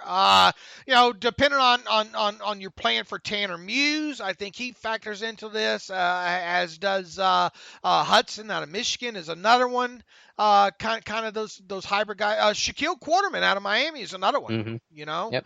I really think if you're waiting later, could be a potential fit here. And early in the draft, Logan Wilson really pops out on tape. Mm-hmm. Absolutely. I love Logan Wilson. I think he's going to be – it sounds like he's going to go – he may even be off the board by the time 49 rolls around. The more tape you watch on him, the more you think that potentially he's top 50 guy. Yep, absolutely. Some of the things I'll mention here quickly. Anthony Jennings from Alabama. It's all kind of based off the medical, but he's an inside-out type of dude. William Gay, if he wouldn't hurt the quarterbacks. Yeah. But I can't see Will Gay being the guy. Joe Bocci from Michigan State and Jacob Phillips from LSU. I would look at some later day 3 type guys. All right, let's go with what we do inside linebacker, cornerback. Again, if they address it won't be until day 3. I mentioned Basie, AJ Green from Oklahoma State. They FaceTime with. I'm not crazy about his tape, but certainly someone to mention. We're talking the cornerback position. Anyone else I'm missing? The kid out of Louisiana. Amik Robertson. Right. Yep. Mike Hilton clone, kind of feels like. I like Darnay Holmes, a similar dude from UCLA. Troy Pride Jr. from Notre Dame. Again, really seeing a late day 3 corner. I think I saw someone mention John Reed from Penn State, Lavert Hill from Michigan, Dane Jackson from Pitt. I think could be a potential nickel in the NFL that's physical and a local product. That would be a logical fit from that standpoint.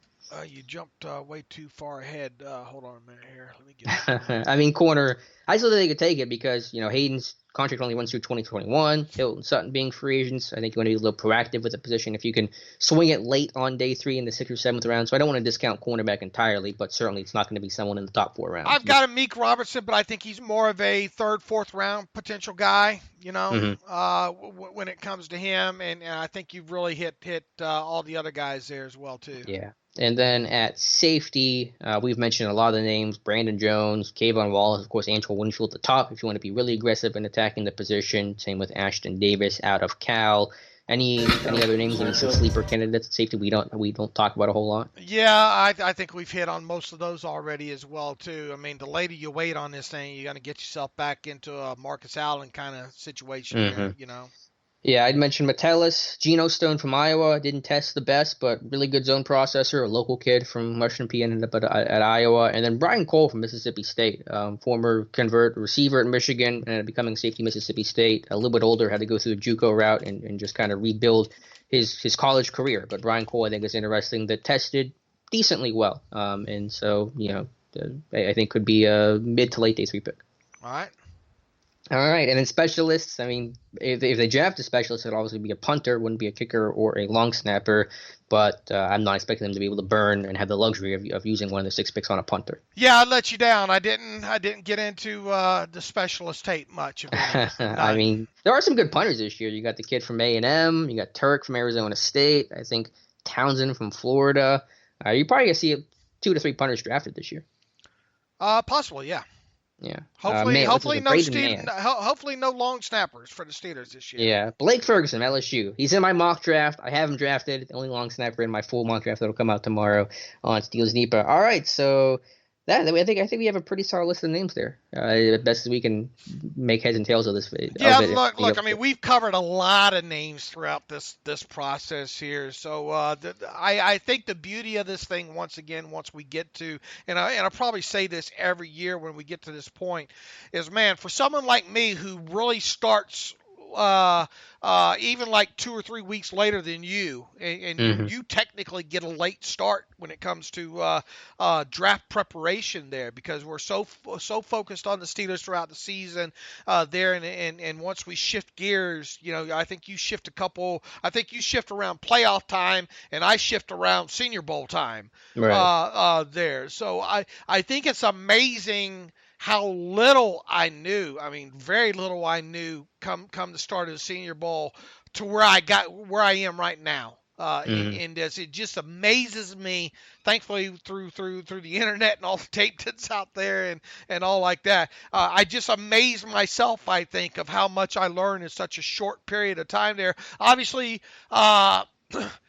This year has been a lot less fun because of not having a lot of the Blues Clues when it comes to the pre-draft visits, when it comes to the pro days. I mean, that's half the fun, is scouring that college pro day review tape to see who was there from the Steelers. Obviously, tracking the trek of Colbert and Tomlin throughout the process, and maybe a couple of meetings, dinners that they have throughout this process. But I got to admit, I'm ready to get into the post-draft evaluation stage now. Yeah, that makes 2 of us. Congrats to our whole team with, I think, almost 200 draft profiles this year, a ton of other studies, big boards, the like. Just a lot of great draft content that was just consistent and really informative. And I know you guys enjoyed it, and I really enjoyed it as well. Yeah, name everybody off. Josh, Daniel, Tom. Yeah, Josh, Daniel, Tom, Owen, Scott, the whole team. Of course, Matthew, yourself, myself, just the whole team effort, and just really a good steady flow of content this year. Absolutely, and can't thank those thank the contributors enough there. Obviously, we're going to after the draft have once we have some picks, we're going to shift automatically. A lot of us will go a lot of different directions on the players that the Steelers are drafted, and get into more tape study and really take a lot of deeper dives on a lot of these guys too. And I think that's going to be a lot of fun, especially with there not being any rookie minicamp, OTAs, or anything like that. Yeah, Steelers virtual offseason starts the 27th. Tomlin confirmed that. Last thing I wanted to mention here before we get to some emails and close out the show, Dave, is obviously next time we talk will be Friday, so we'll be able to recap or preview round 2 and have a little better idea what Pittsburgh might do at 49. But what are your thoughts overall with the first round, non-Steelers related? I think the draft starts at 3. I think Burrow's going 1, that's a lock. Chase Young going 2, that's almost a lock. Then Detroit at 3 is going to really kick off things. Yeah, and I'll put out my usual first round mock draft here, for too terribly long. And let me see at the big board here. Look, I mean, there's a lot of guys that we know are going to come off the board. It's just a matter of when. The wide receiver run is going to be extremely fun to watch. Mm-hmm. Because, I mean, we've said this several times, it's just absolutely loaded with talent here. I'm interested to see how many running backs come off the board in the first round. I think there's a good chance that Swift comes off, but will we see Taylor join them in the first round? That's a big question mark for me. Like it or not, people move around to get to quarterbacks. Yep. I mean, who is going to be the second quarterback off the board? Because there's still a question. I think Tua T out of Alabama is going to be the second one. Okay. Do you have an idea where he might go? How, like Miami? I think it's possible. Yeah. I really think, and it seems to happen every year. I think on a big board you would have guys like Justin Herbert and Jordan Love just ranking guys. Probably not in the top 30, as overall talent goes. But we all know the need for the quarterback position, and I think you see some moving up and shuffling up to kind of get those guys. Yeah, absolutely. The premium on the position. I think Herbert's going to be the second quarterback off the board. It's tough. I mean, it depends on Tua and the medicals and boy, I don't know what you think about Herbert. You buyer beware there, man. Mm-hmm. Yeah, I didn't dive into tape that much, but at the Senior Bowl and just watching some other guys, Ashton Davis. I mean, I didn't love Herbert's tape, but certainly got marks for being a leader. I think the tackles, how many tackles are going to go 6, 7, 8 would be interesting, and not only just that fact alone or that possibility alone, but what positions does that drop down and push down? If you have 6 or 7 or 8 offensive tackles going, that's going to push down maybe some running backs, maybe some safeties, whoever, with receivers, same thing. So just those big runs. I mean, a very tackle receiver heavy class in first round could push down some other rounds that don't have that kind of premium talent. You don't hear a lot of talk about the cornerbacks this year, do you? Yeah, it's weird. You got Okudah, who I think could go as early as 3 to Detroit, C.J. Henderson, and then it gets kind of quiet from there. You got Diggs. Are we going to see 3 or 4 corners go in the first round this year, or only a couple? I have 3 going in my full 7-round mock. I have 3 corners going in the first round. Okay, and once again, the running backs are going to be interesting to watch here. A good tackles. Will Ezra Cleveland slide out of the first round completely there? And I think another question is who's going to be the top center off the board? I think that's right. Still up for. I don't have a good answer to that. Yeah, I mean, I would lean Ruiz, but we don't know. Right. I would lean Ruiz as well too, but that's a matter of who you ask. I think at this point of the process. I agree. And then just the craziness of the unknown. Right. Where does Grant Delpit's been? A lot of people had him penciled in as a slam dunk first rounder throughout early on in this process, and now he's kind of fallen out of grace. Yeah, was he even going to make it in the first round? There's a potential that he slips into day 2. So, we will see. And then just obviously the unknown of, this is a year where I think boards are going to be all over the map, or it's not going to be as conventional in terms of what's predicted to happen and what will happen. Obviously, any technical glitches. I imagine it's going to be some sort of technical snafu at some point in the draft. I don't know how significant it's going to be, how much it's going to affect things. But, yeah, I mean, just from that standpoint alone, trades, how is that going to work? Going to be more trades, less trades, the pauses in the draft? Who knows? I mean, that's a brave new world for all of us. It never ceases to amaze me how many drafts sometimes, how many trades there are sometimes in this early first couple rounds, and I don't think it'll be any different this year. Yeah, I don't think it'll be different. I just think, obviously, logistically, maybe there could be some issues where they may pause a draft, or there may be, who knows what's going to happen. I think there will be a technical issue at some point. Some team's going to have a problem, either of their fault or just not their fault at all. Who knows? But you got Goodell announcing picks from his basement. I think Bud Light's piping in booze. I mean, it's just a weird draft in so many ways. Do you think he has to stop the draft? Pull the fantasy football commissioner stop the draft at any point here? Yeah, I think at some point something's going to happen. Whether it's just like someone's own internet connection goes out, or the NFL is experiencing an issue. We're going to have some porn put in front of us or something. Somebody hacked something. Right? Yeah, possibly. That's a legitimate concern. I mean, I'm sure they're not using Zoom, but anything could be hackable. And you got I think Detroit's IT guys in like Patricia's driveway or something for all 3 days. It's just insane. Living in an RV. I mean, what a crazy year. All right. What else we got? That's all I had. We can get to some reader emails if you'd like. And all right.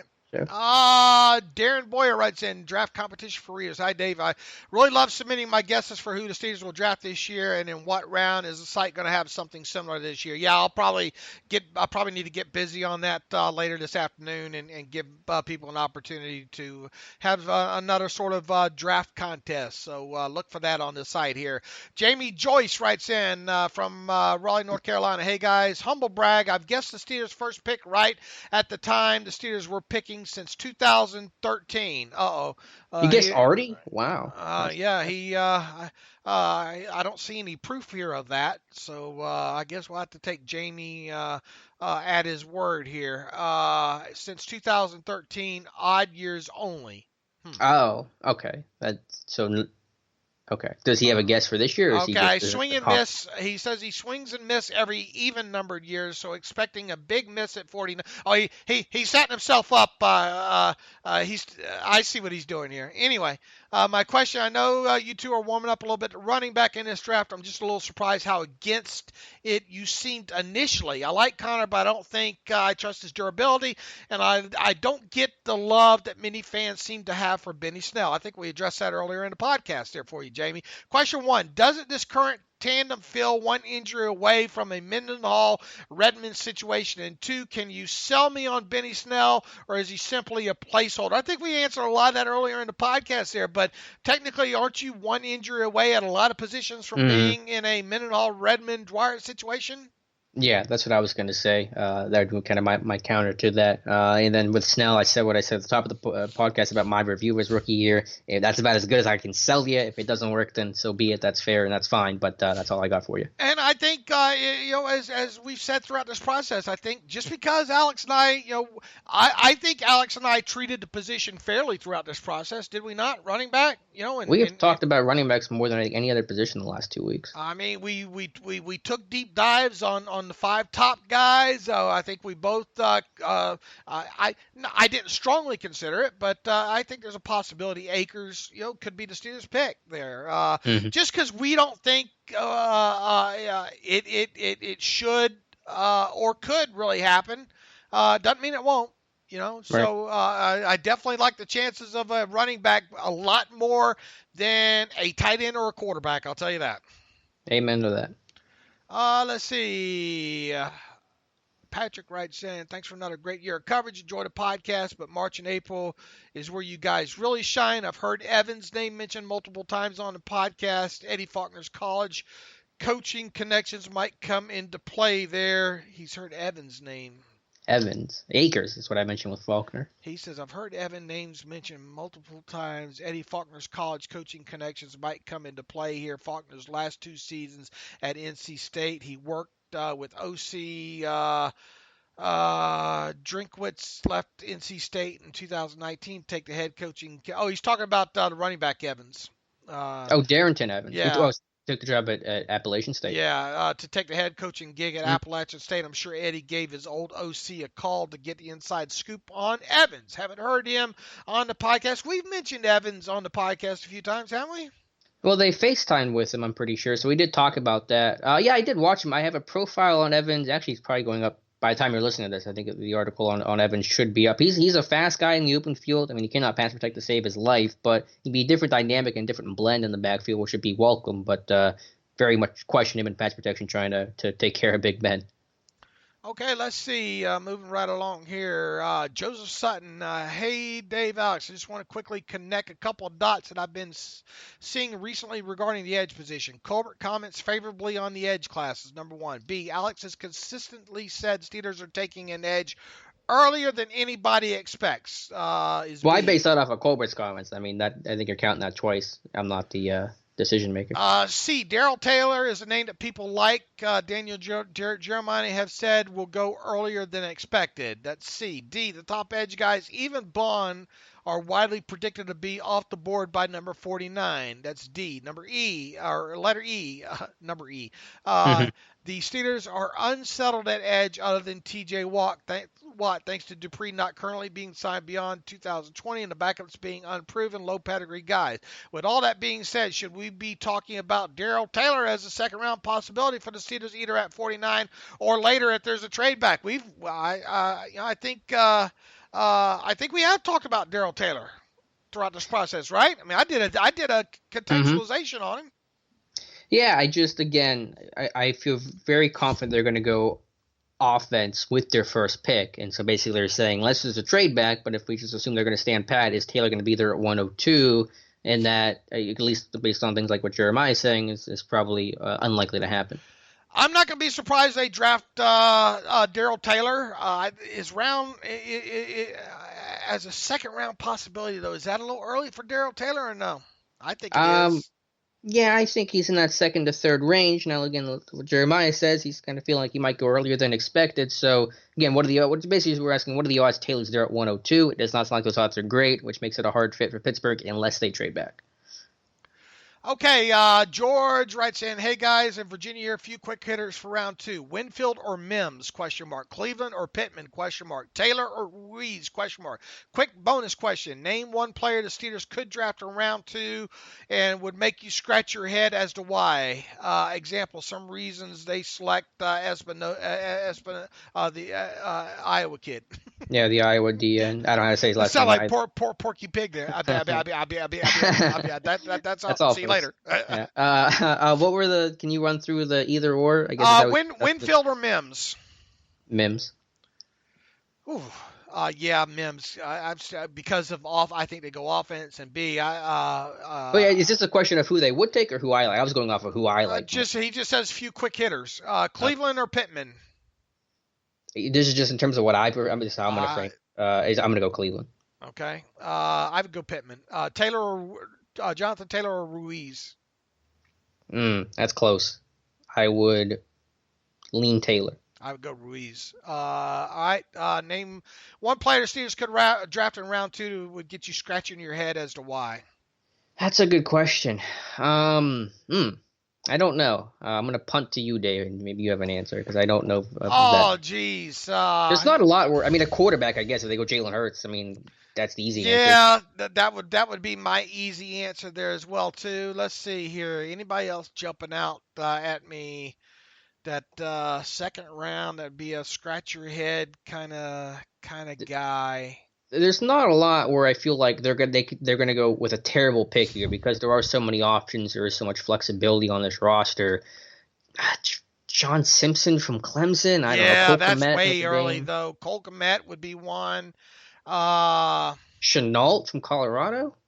I don't know. I'm just throwing out names right now. No bad ideas in a brainstorm. Wow. Yeah, Brian Edwards maybe. That's just so early for him, in my opinion. I would kind of scratch my head for that being around early.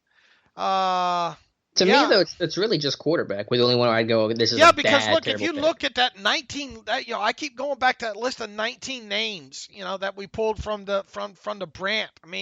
Other than quarterback in there, how many would we really be scratching our head on, Very, very few. There's some I would like more, like even running back, I would dislike that more than other picks, but I wouldn't hate that. That wouldn't be a terrible beyond the pale selection. Wouldn't scratch my head because of it. So it's really just quarterback. Michael Wu, thanks for all your hard work helping some of us get some normalcy during these crazy times. Do you enjoy it? Okay, here you go. There's a couple good questions here. Do you enjoy the draft process and studying prospects, or are you relieved when it's over so that you can focus on just their draft picks and you don't have to answer questions about Steelers drafting a quarterback? Number 2, what's your way too early prediction on who they'll keep at defensive end? Right now, they have 4 vets plus Bugs, who I assume the Steelers don't want to let go of yet. With expanding rosters, could they keep all 5? I hate to lose any of them. Bonus stat of the weird. Ben is now the oldest active quarterback still with his original team. Just thought that was interesting from Michael Wu. Let's take question number 1. Do you enjoy the draft process and studying prospects, or are you relieved when it's over so you can focus on draft picks? Go ahead. It's a little bit of both. I think you probably feel the same, Dave. For me, it's just because there are so many dedicated services that have been doing this all year. I feel like I'm behind. There's stuff I don't know, especially early on in the process, where I feel like I'm supposed to have the answer, but I might not have it right away, and so that's kind of a struggle. So there's a relief when it's over and you just focus on the guys that they do draft and just really learn a ton about them. But it's a lot of fun. A lot of what you just said there. I do enjoy the pre-draft process and the studying of prospects, at the same point, it's never enough. Mm-hmm. There's never enough. You never dive, in my eyes, you never dive deep enough on guys. Mm-hmm. And that's even with us, trying to do 3 games on players. There's still not enough all 22 tape out there for our liking, and especially when it comes to seeing scheme and defensive backs and stuff like that. It's just it's not enough. I continually want more, and at the end of this process, like I am now, I wish I would have watched more on another 15 or so prospects, and B, I am relieved when it's over, because I'm ready to get into the review process now. You're never going to know all that you want to know about these guys. Even I can't even imagine. I understand why teams have scouts and all like that, and why you have to rely so heavily on them. For the information, because it's just there's too much to digest. Yeah, I'm with you all the way. I think that's well said. Let's see. What's your thoughts on prediction on keeping defensive end? Obviously, you think they're going to keep Cameron Hayward, Stephon Tuitt. Where's Tyson Alualu at right now? I mean, your gut tells you they're going to keep him, right? But is there a possibility that they don't? If there's an odd man out, you think it would be him, because obviously Wormley's making the team. Hayward, Tuitt are making the team. Bugs, I mean, I guess you can make a case for Bugs if he doesn't take the jump, but I feel like there was progress his rookie year. So yeah, I mean, if you made me choose one, it'd be Tyson. I think he could be the surprise man out. I really think there's a chance of that. Going to be interesting to watch this play out at that position there. Okay, what else do we have here? Dan Devlin. Dave T was fabulous. Thank you. Dave is a closet Georgia fan. What? What is the next revelation? TJ Watt will be really rich soon. Dan McCullers is big. I guess he's saying he's not surprised that I was a closet Georgia fan. Info on Gil Brandt predictions is mind-blowing. MSU defensive end Kenny Wilkes guess and will be a Steeler, but later rather than sooner. So he evidently likes him. Love the Alex analysis regarding trading down and would be overjoyed to drop and pick up 2 picks. Would love a wide receiver, safety, and a lineman between round 2 and 3. Steelers will draft a tight end in 2020, he says. Take care and stay safe, Dan. Okay, thank you, Dan. Thank you, Dan. Matt writes in, all signs seem to be pointing to offense with the Steelers' 2nd round pick, but I've seen a couple mock drafts with a cornerback. So I was wondering if there are any corners you could see being good value pick if they're available in the 2nd round. Also, you mentioned Kyle Duggar during the last episode, and I was wondering if you've seen any tape of him. He seems to have an impressive scouting report. Yeah, I was thinking about that in the question of what picks would have me scratching my head. I just really can't see a corner in terms of who it could be. Terrell from Clemson would probably be the most likely in terms of what would fit. Gladney from TCU, there are a lot of reports he's going to go in the 1st round. Yeah, I just wouldn't make a lot of sense in terms of the short-term or the long-term need at the position. Bob Turner writes in, great draft coverage again this pre-draft season, very thorough and informative. Who was the bigger draft bust, Jarvis Jones or Artie Burns? I would like to see them hang onto all of their 2020 picks. They are in line for 2 comp picks as well for 2021. Also, after May 7, they can sign current free agents without affecting 2021 comp pick formula. Let's see how much they can get accomplished during the next few days. Finally, if they're at 49, I like Hennessy center from Temple. Well, there you go. I think Alex saw. I win. I guess I win. Got it there. Brandt had him at 34 on his top 150. I expect Pouncey to leave with Roethlisberger maybe 2 years. Best wishes. So, who's the bigger draft bust, Jarvis Jones or Artie Burns? Has to be Artie Burns, right? Even though, yeah. I mean. Jarvis had a sack. The answer to the question is yes. I mean, clearly both horrendous, but Jarvis had that sack force fumble in the wildcard game against the Bengals, and 15, right? Or whatever year it was. We talked about that a couple weeks ago, right? So he's got one signature play in his career in a playoff game. Artie does not have that really anywhere in his career. Bob, it's a trick question. The answer is yes. Mm-hmm. Let's see here. Okay, here's a good one I put on the Twitter machine last night. So good. Devin, I can't pronounce Beerley. Devin Duvernay emailing us. He says, hey, guys, you do great work and always enjoy the podcast. Say the Steelers didn't trade their first-round pick for Minkah. Who do you think their pick would be at 18 this year? First and foremost, and several tweeters, followers pointed this out, they probably would be picking earlier than 18th. Mm-hmm. But let's indulge Devin here, Alex, and let's say had the Steelers not traded for Minkah and still ended up at 18th overall, who would their pick be this year? Well, I've always said, you can, for the very few that want to bash the Minkah deal, if you didn't trade for him, you'd just be saying this year, okay, we got to find a free safety. We got to find the next Minkah Fitzpatrick. So my first thought is safety with either a Winfield, maybe a Delpit, McKinney from Bama. One of the safeties. I would go Winfield. That early? I think it's possible he goes that early on draft day. Like, I think him being a first round pick is not impossible. What about a McKinney, Xavier McKinney? I didn't end up watching him a lot, but yeah, I mean any of those safeties: Delport, McKinney, Winfield, Mims too. I'd look at Denzel Mims just in terms of the value. No way Chin gets into that conversation, right? No, not that high. Or Duggar? Especially for Pittsburgh. No, not that high for Pittsburgh. I tell you, you can't help but think that, man, they'd have to be all over a safety. Mm-hmm. So who would you go? You go McKinney? Probably McKinney, I think. Yeah, okay. or Delpit. Yep. I think those would be the most logical guys there. But once again, or tackle Ezra Cleveland.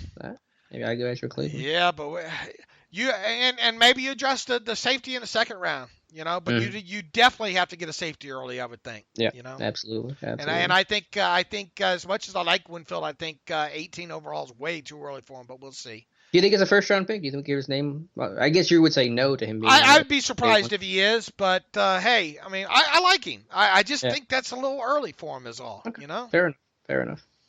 People say when Dave wouldn't take him here, it means he hates him. That's not. There's a lot of guys I like in this draft class. It's just where I would take him. Now that means absolutely nothing to the Steelers.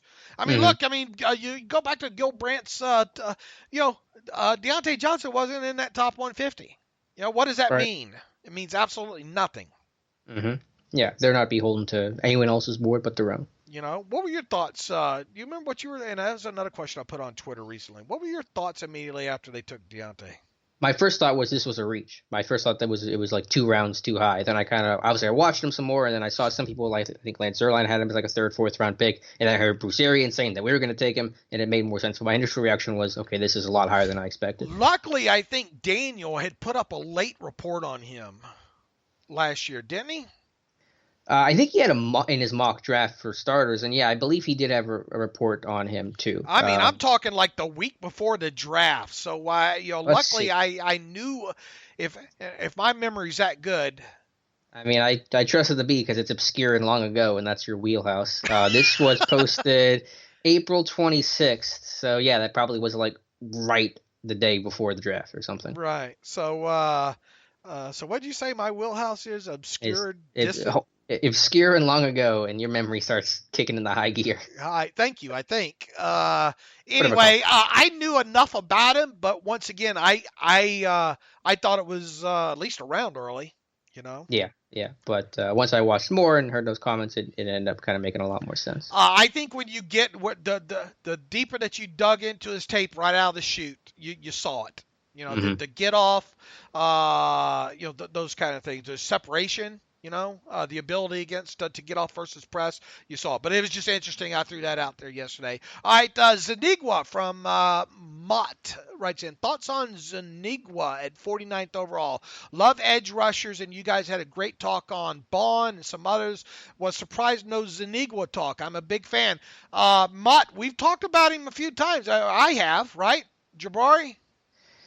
Yeah, I think what Dave T said, Zuniga's kind of more the run stuffer, less high upside pass rusher, but probably a higher floor than, is it Greenard or Grenard? I don't know how to say his last name. Grenard.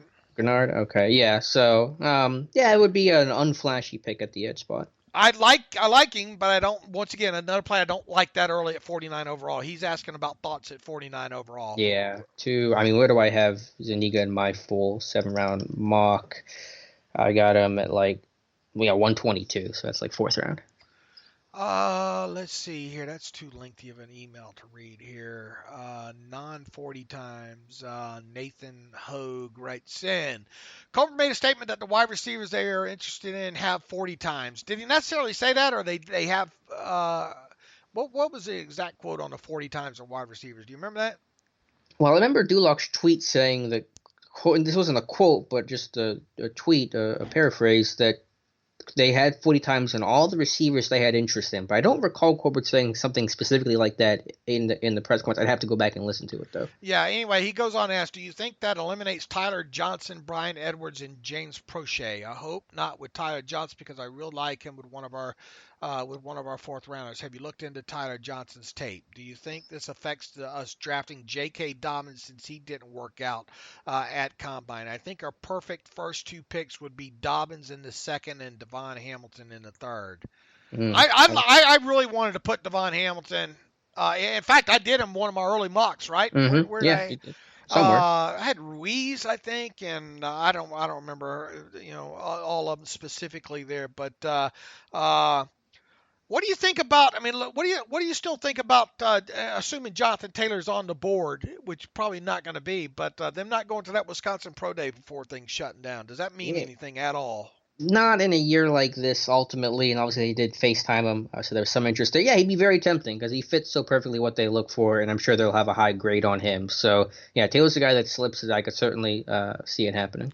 He also thinks, I think he thinks the Steelers' perfect pick, first 2 picks would be Dobbins and Devon Hamilton. So we'll put you on the list for that. Yeah. There. I mean, and with the 40 times, it's hard to know for sure because some players are sending that in their own workouts they're filming, and we've seen them posted on Twitter and stuff. So they could theoretically have a 40 time based on video that got sent in. But yeah, assuming that's what Colbert said, I was thinking about that with like KJ Hamler, Brian Edwards, Prochet Johnson. That might mean that they're not really interested in those guys. Let's see here. This one from JoJo Smith. Can you comment, 1, if it's feasible given their A, draft capital, and B, salary cap, and 2, if it's a good idea to trade for Yannick Ngakoue, trading either players bud or picks. Thank you. Staying safe here in Oregon. Absolutely love the podcast. Your insights are much more on point than others. Thank you for that, JoJo Smith. Look, you franchise tag bud. There's no reason to go after a guy like Yannick Ngakoue. It's amazing I can pronounce that. Yeah, there's no chance of Ngakoue being dealt to Pittsburgh. You're not trading a known guy that you know and like in Bud for a more unknown guy in Ngakoue who's just firing off on Twitter. I don't know if you want that guy in your locker room. What a mess that is, and you got to pay him. No, there's no draft capital to trade for him. Just zero chance of that happening. Someone had an email. Let's see here. I'm trying to find it real quick. Something about Dave T's comments and the salary cap and all like that. Look, I'll put it to you this way. We have Dave T on to talk about draft prospects, not salary cap. The Steelers are not over the cap. They can't be. Okay, right. They have to be compliant.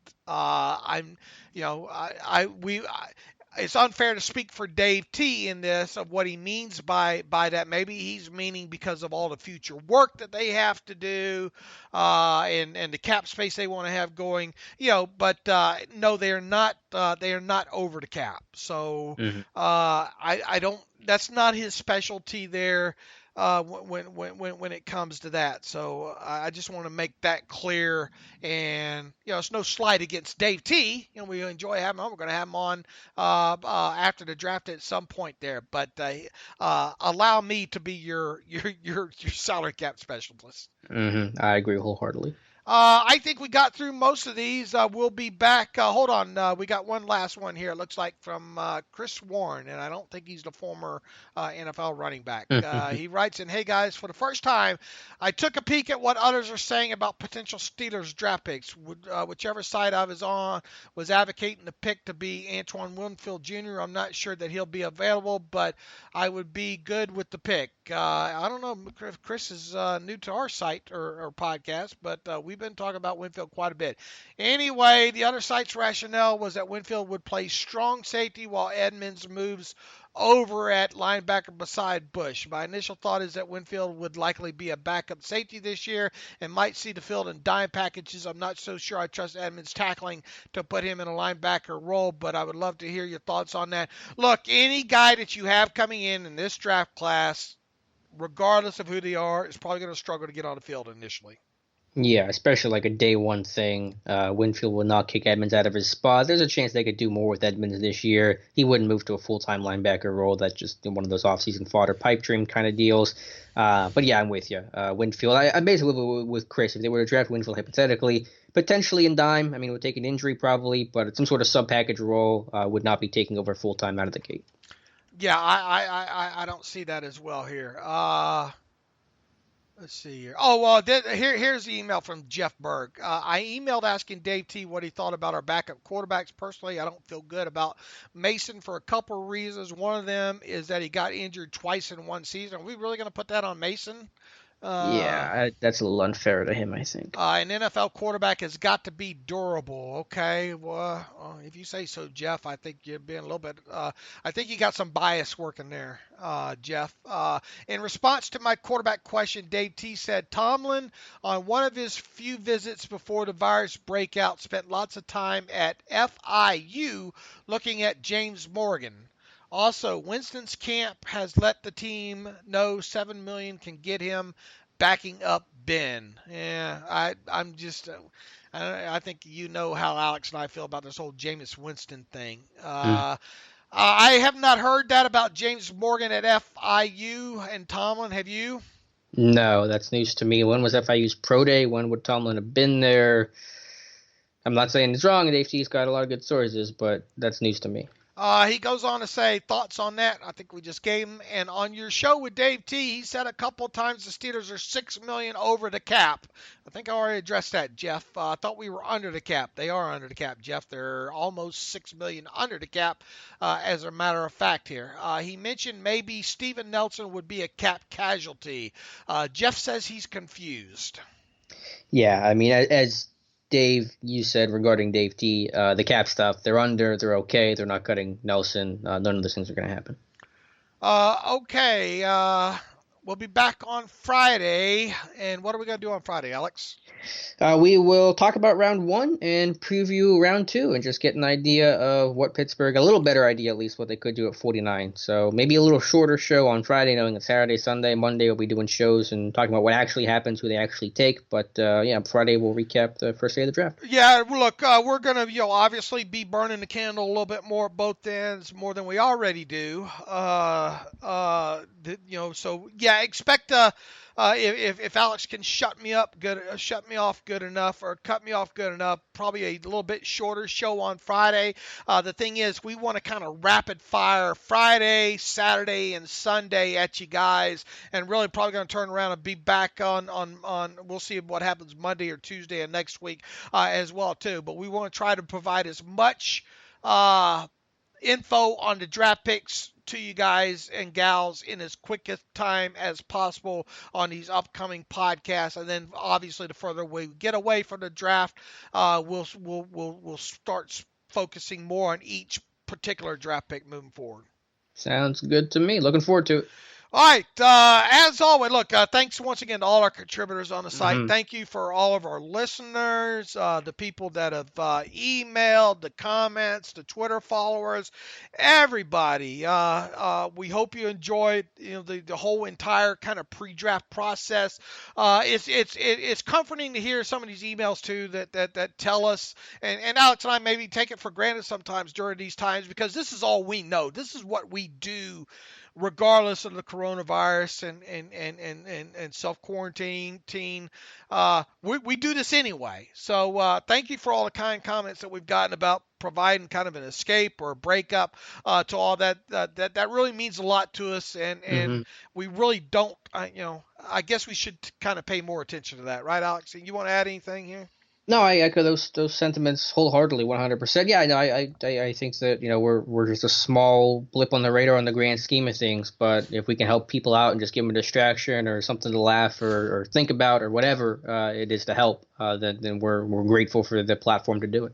Yeah, we joke at times, and I like to pretend like I take myself a little bit more serious at times as well too. But the whole thing of what we try to do on this show is just a couple of guys talking about the Steelers. We love following this team, and we like to think that we do it better than most over the years as well too. So I hope that shows. I hope our work shows throughout this pre-draft process. It's one thing to kind of regurgitate things that are out there that you hear and see across the internet and on podcasts and all like that. I hope we show that we actually put in the work. Are we going to be right on these people? No. On these prospects all the time? No. But it's part of the process that we really enjoy doing, really starting off at the Senior Bowl and moving on. Absolutely. So with that, you can follow me on Twitter at Steelers Depot. You can follow Alex on Twitter at Alex_Kozora. You can follow the show at Terrible Podcast. Email the show, theterriblepodcast@gmail.com. If you like what we've done and do, you want to donate to the cause, please go to SteelersDepot.com and hit the donate button up right navigational bar. Thanks for everybody who have donated or will donate in the future here. Also, if you'd like an ad-free version of SteelersDepot.com, go to SteelersDepot.com and hit the ad-free button up right navigational bar for $25 for 1 calendar year. You can have an ad-free version of SteelersDepot.com. And until Friday, enjoy the first round of the 2020 draft on Thursday night. As always, thanks for listening to the Terrible Podcast with Dave and Alex.